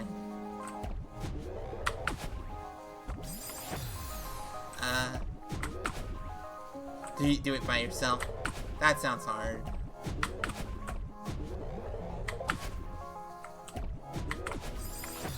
Oh, you fool.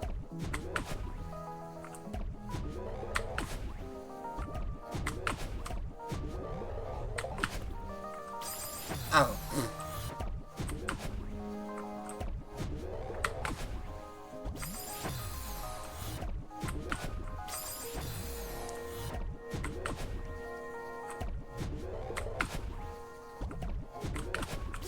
Wonder how long both of the void sides are gonna take.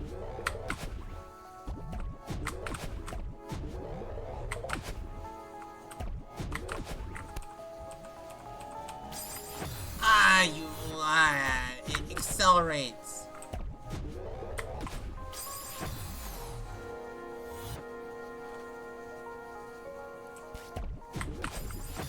It flipping accelerates. I know that that makes sense, just means that I have to react with it in a different way than I would expect.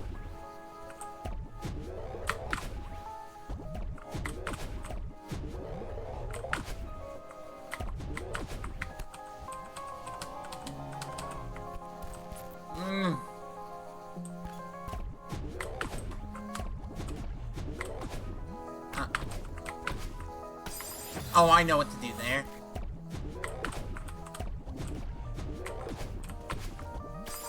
Okay, so...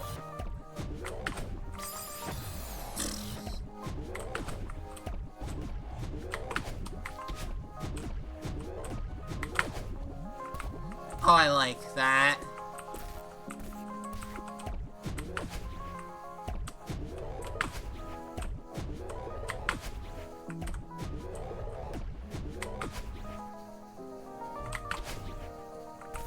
Oh, I wish that was those were all followed by ultras. His block boosted ultras are so good. Okay, let's see if we can get the...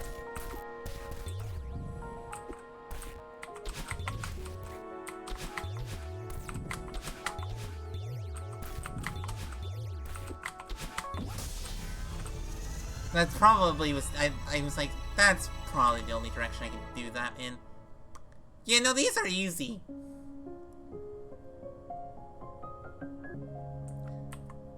"21 minutes.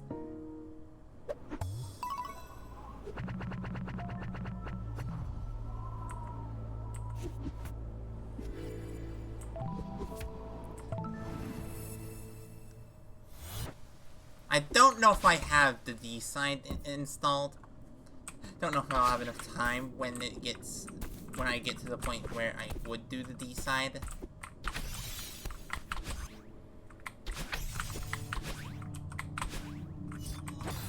Okay.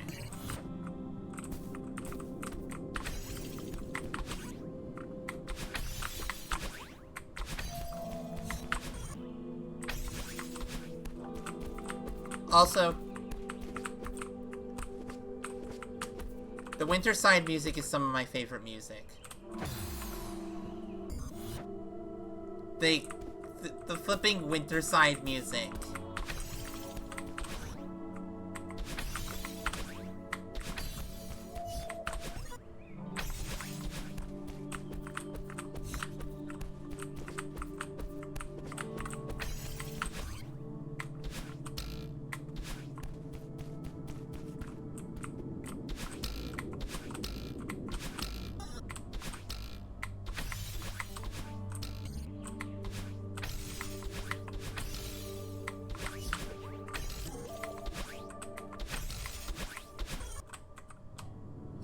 Oh.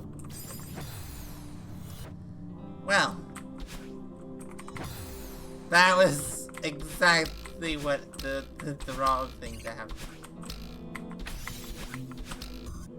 You know what? This section actually feels kind of, getting over it.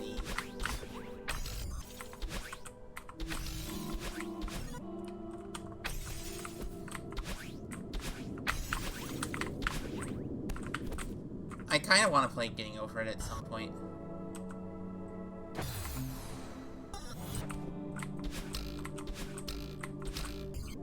Like, I know that it's a decently hard game and kind of frustrating, but, you know.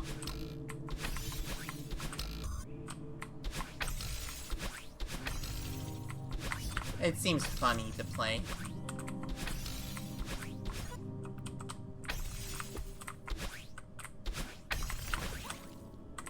I actually know of two okay, really? That last bit is hard. I know of two Celeste levels based on it.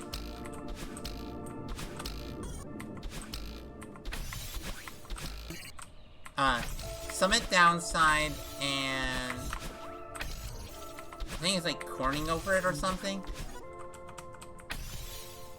I can't remember the...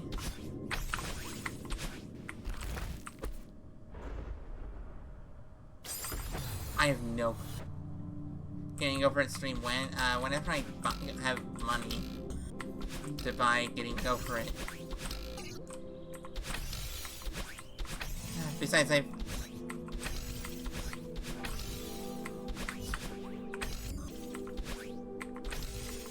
Okay, really? This is... Okay.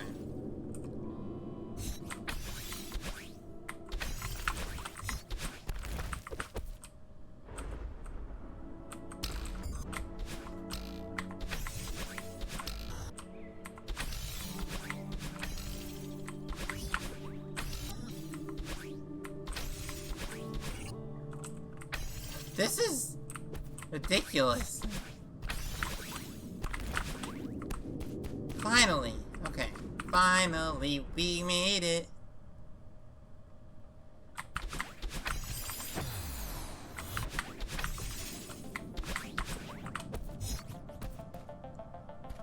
Oh, this screen.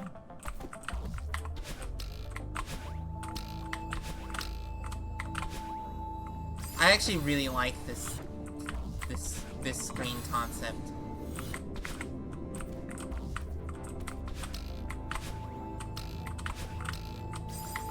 I really like how intense the winter music gets. It's so good.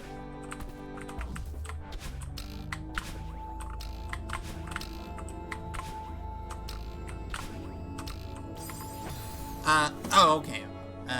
Stay on the side so I can just go straight from that one to that one, bounce into that one and win. Okay.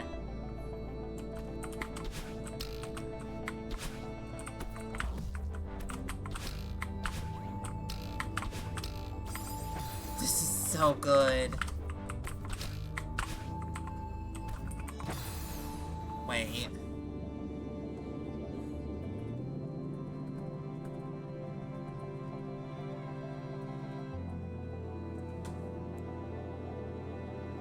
Okay.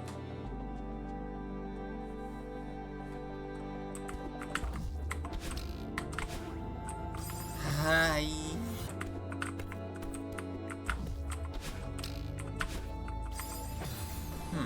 It is kind of interesting that, like,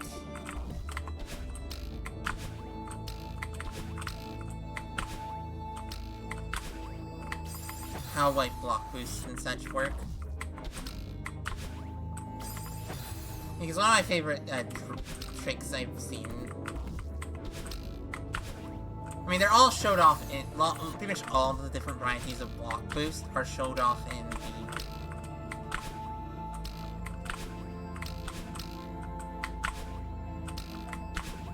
SJ library, even if they aren't they are occasionally not used in the actual levels.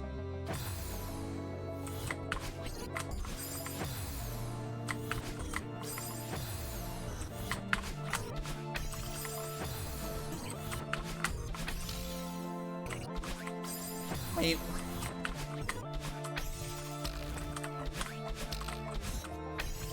Why is this? Okay. I love the fact that, like, this is cheesable with a mechanic that's, like, kind of taught, or at least implied to be needed in, like, it's like, I get it if a level's cheesable with, like, tech that's a beyond the level. When a level is cheesable with tech that's used in the campaign, I'm like,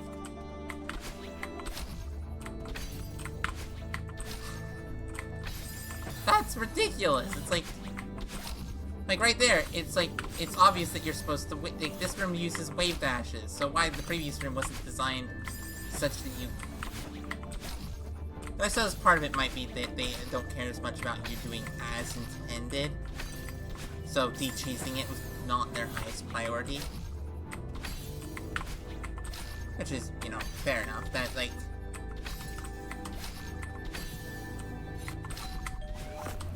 Like, very few screens in Vanilla Celeste are like that, with only one solution that they really want you to do.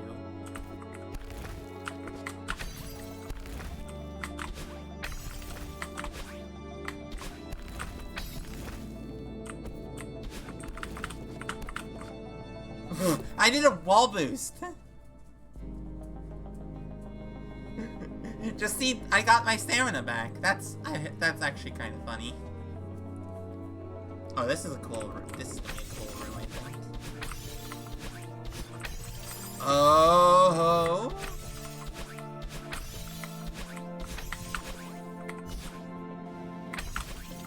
I like these really large, like, what are they called?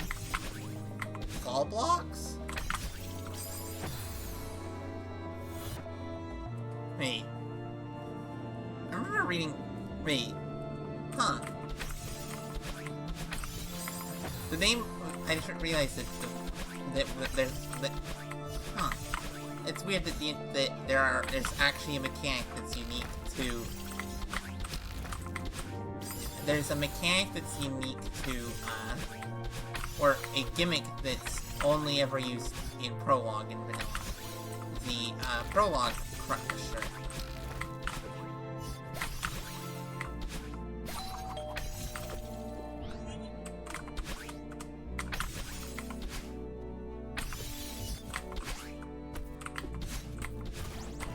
Oh, I love that. Well, okay, guess you get to do it again.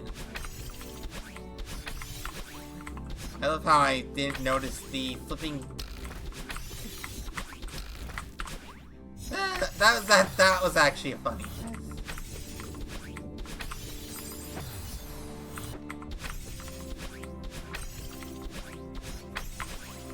Oh, this is some of the best music.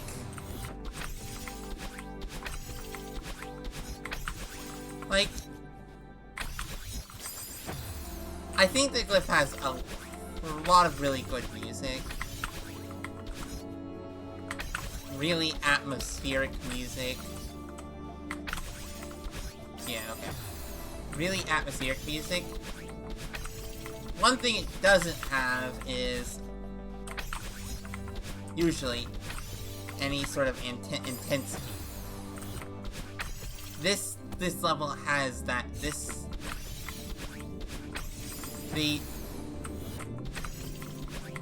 The winter side music has like that. It's such a good mix of being intense. What was I supposed to do there? I have no clue. Because I forgot what I did the first time when I actually got to the end and then just...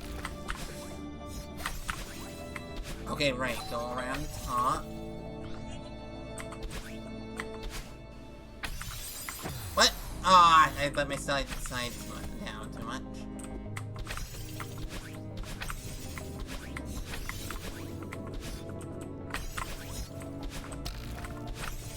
I'm actually, my random favorite thing. It's kind of silly that, like, buffering an input can occasionally actually mess you up. Well, that was not what I wanted it to happen. Like, for example, neutrals. If you put a spike wall just close enough, you can make it so that you can still neutral, but if you buffer to jump and jump off of the leniency of the wall, because all walls have some amount of leniency in Celeste. You can jump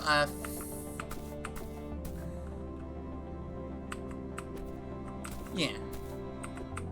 See? I'm 1 pixel away from the wall, I can still jump.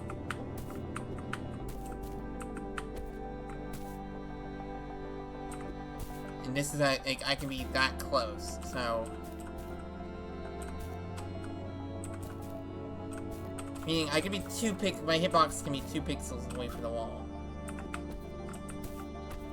So that produces some interesting.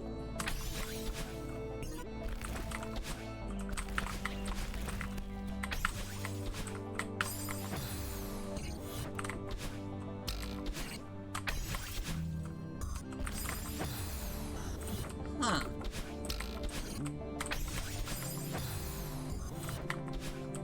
Wait, the winter side, and what was the last one? The fall or autumn side. Huh. Considering the winter side's thing of these season swaps, so the autumn side is one of the is probably the more unusual. I was not ready.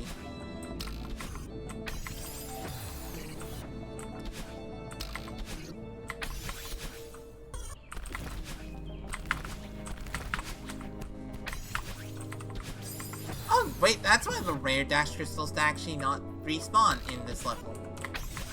That's actually really rare.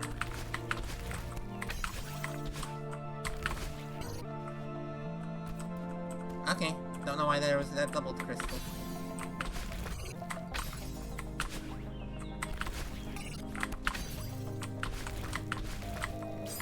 I failed the I failed the wave dash. Yes. Okay. Well,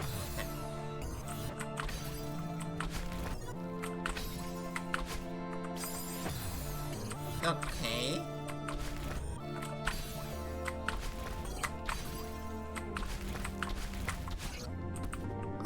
That was the room. Ah. Oh! Ooh.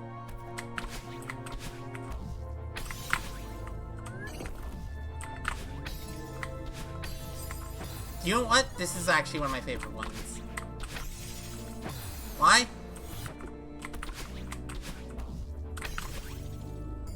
Simply put, I really like the fact that you can...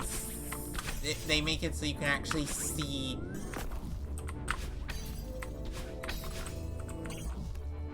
Oh. Well, I have to have a dash there, okay. I was hoping that I wouldn't have to actually try and maintain a dash there. Okay.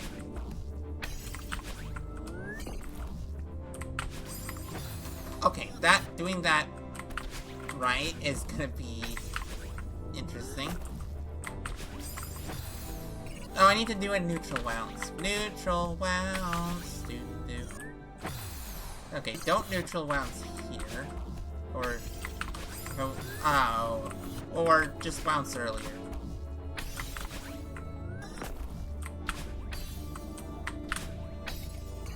Ah, that's I think what you're supposed to do.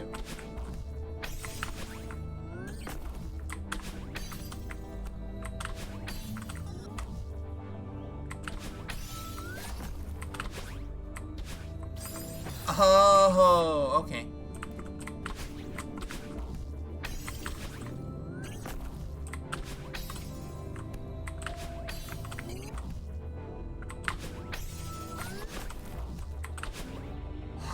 Well, that doesn't work. You need so many flashbacks to the comb room. Yeah, this is probably easier, to be honest.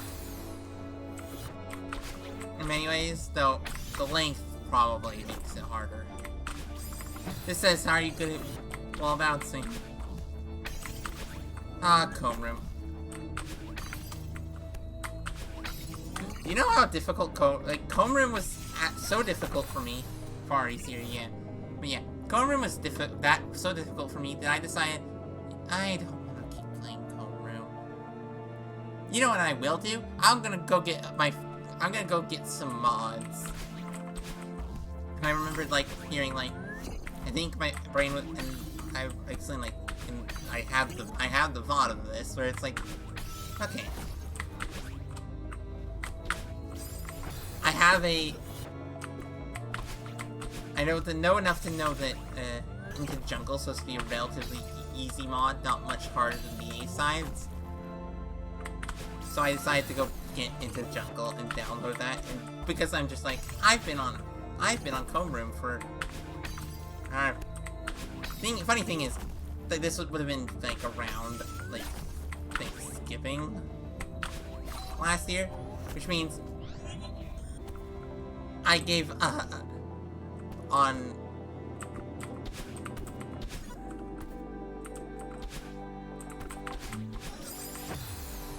I gave up on comb room. I just find it funny that I gave up on comb room.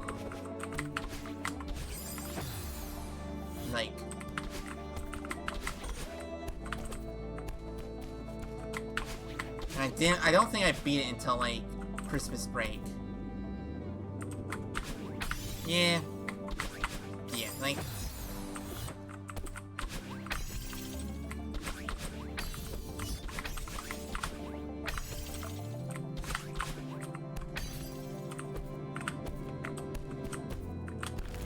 nope, that's a fail. Yeah, comb room is... it's certainly a room. There's a reason it's, considered, one of the harder rooms in those lists, just because...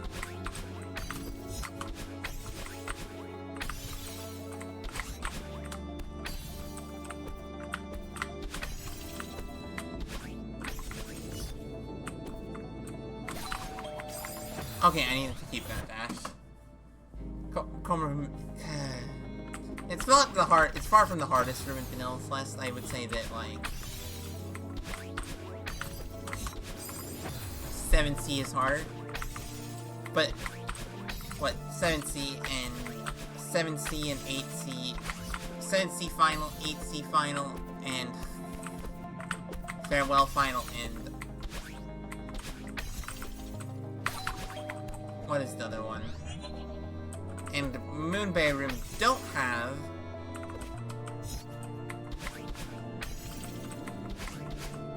What all those rooms don't have is manual timing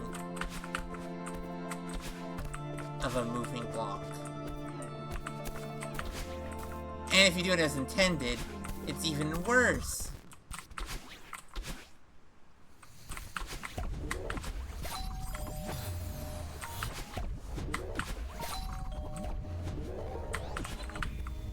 Oh, I like this.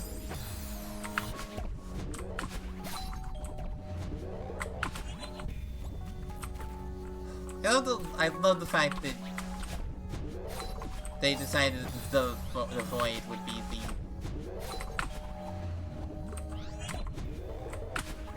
the season side thing.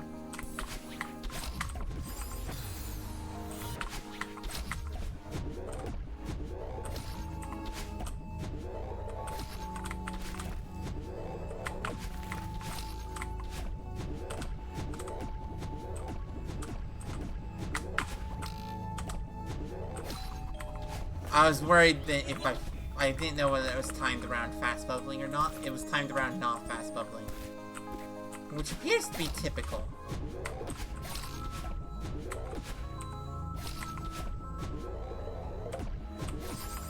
Right, that's supposed to be a dash.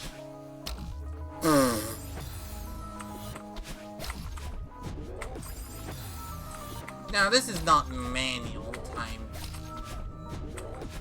Which is part of why I think it's a lot more pleasant than homeroom.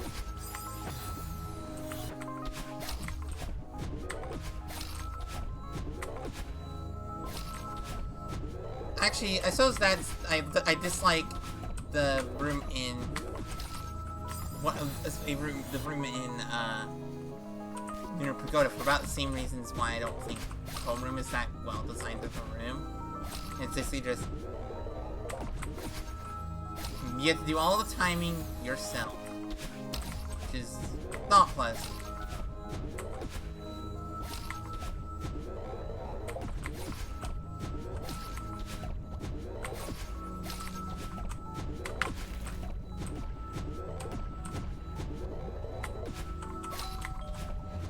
Like, it combines all the worst parts of us, like cycles. Oh, no, here's the comb room.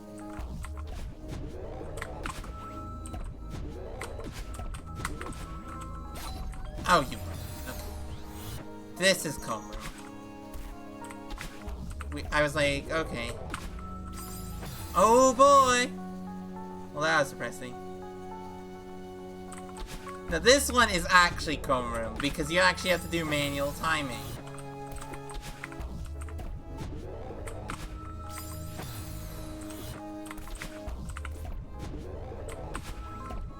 Though this is still easier than comb room, I think.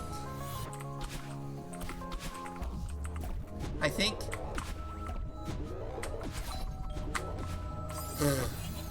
You're gonna throw a chair out the window. Ah.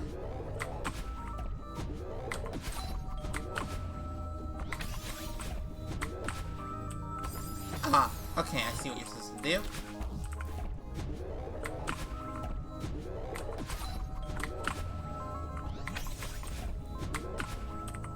It's getting the timing getting in the bubbles is much easier than timing a hyper or a wave dash.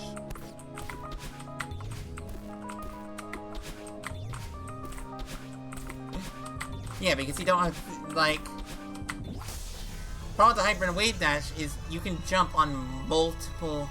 Yeah, a bit of automatic timing, because you don't have to worry about what frame you do the extension on in your wave dash or hyper.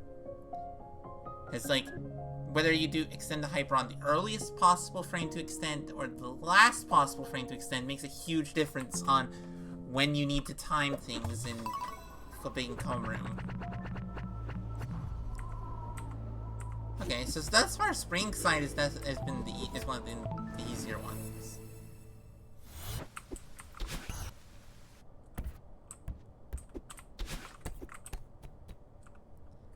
Okay.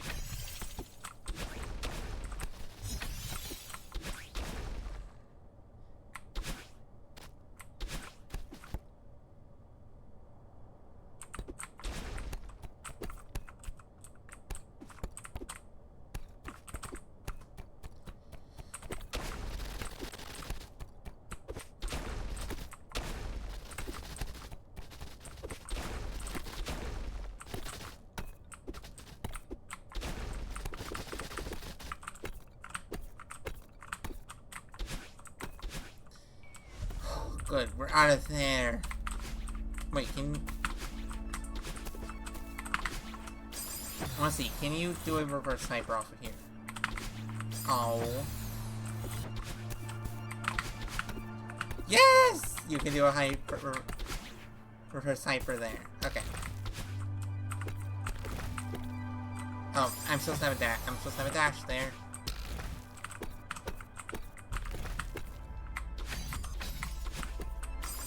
Oh! Okay.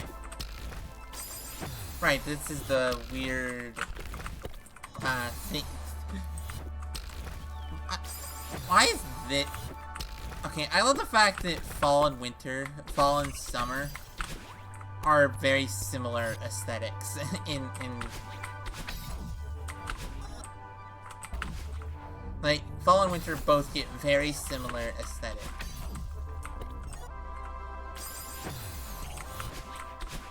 Of just lots of yellow. They're both deserts, I think.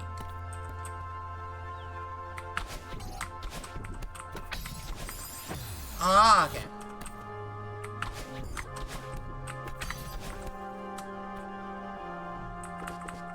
Okay, that was actually simple.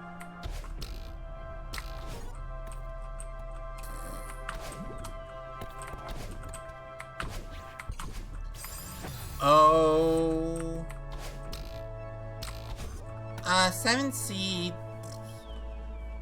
Wait, I haven't played 7C again on my on the file that I did 7C on.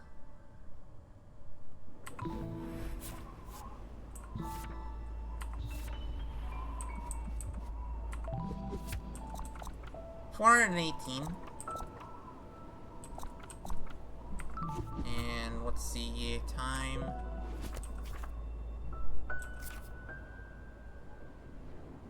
Hour 26.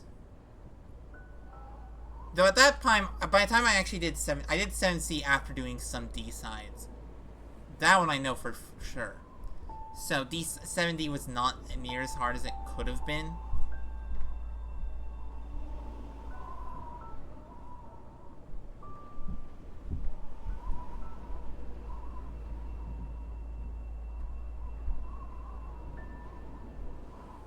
Yeah, like, I had already done harder stuff by the time I actually did that.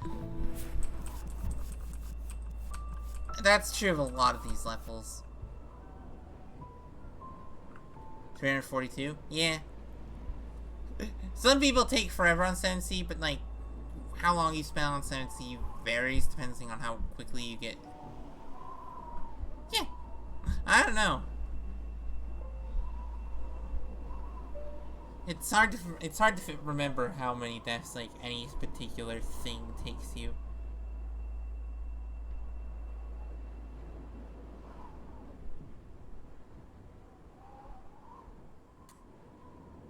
I'm trying to think of who I want to raid. My family's home.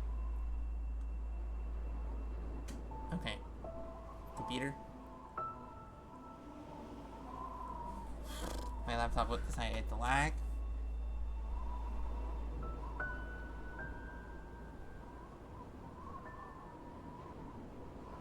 Eh. Broke what you considered hard. Yeah, that's the thing. This is a very hard game, and the mods say, hey, you think this is hard?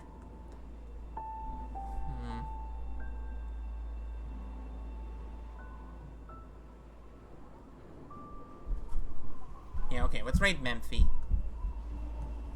/ raid comfy Medi. Think I spelled that right? Yeah, okay. We beat 3 of the fall sides. We made some progress on that silver. Oh, we can get that silver soon. We're just not in the right headspace today, but let's go say hi to Medi. They say GLGMHSG because, well, Memphis needs good luck on Grandmaster Heartside Golden.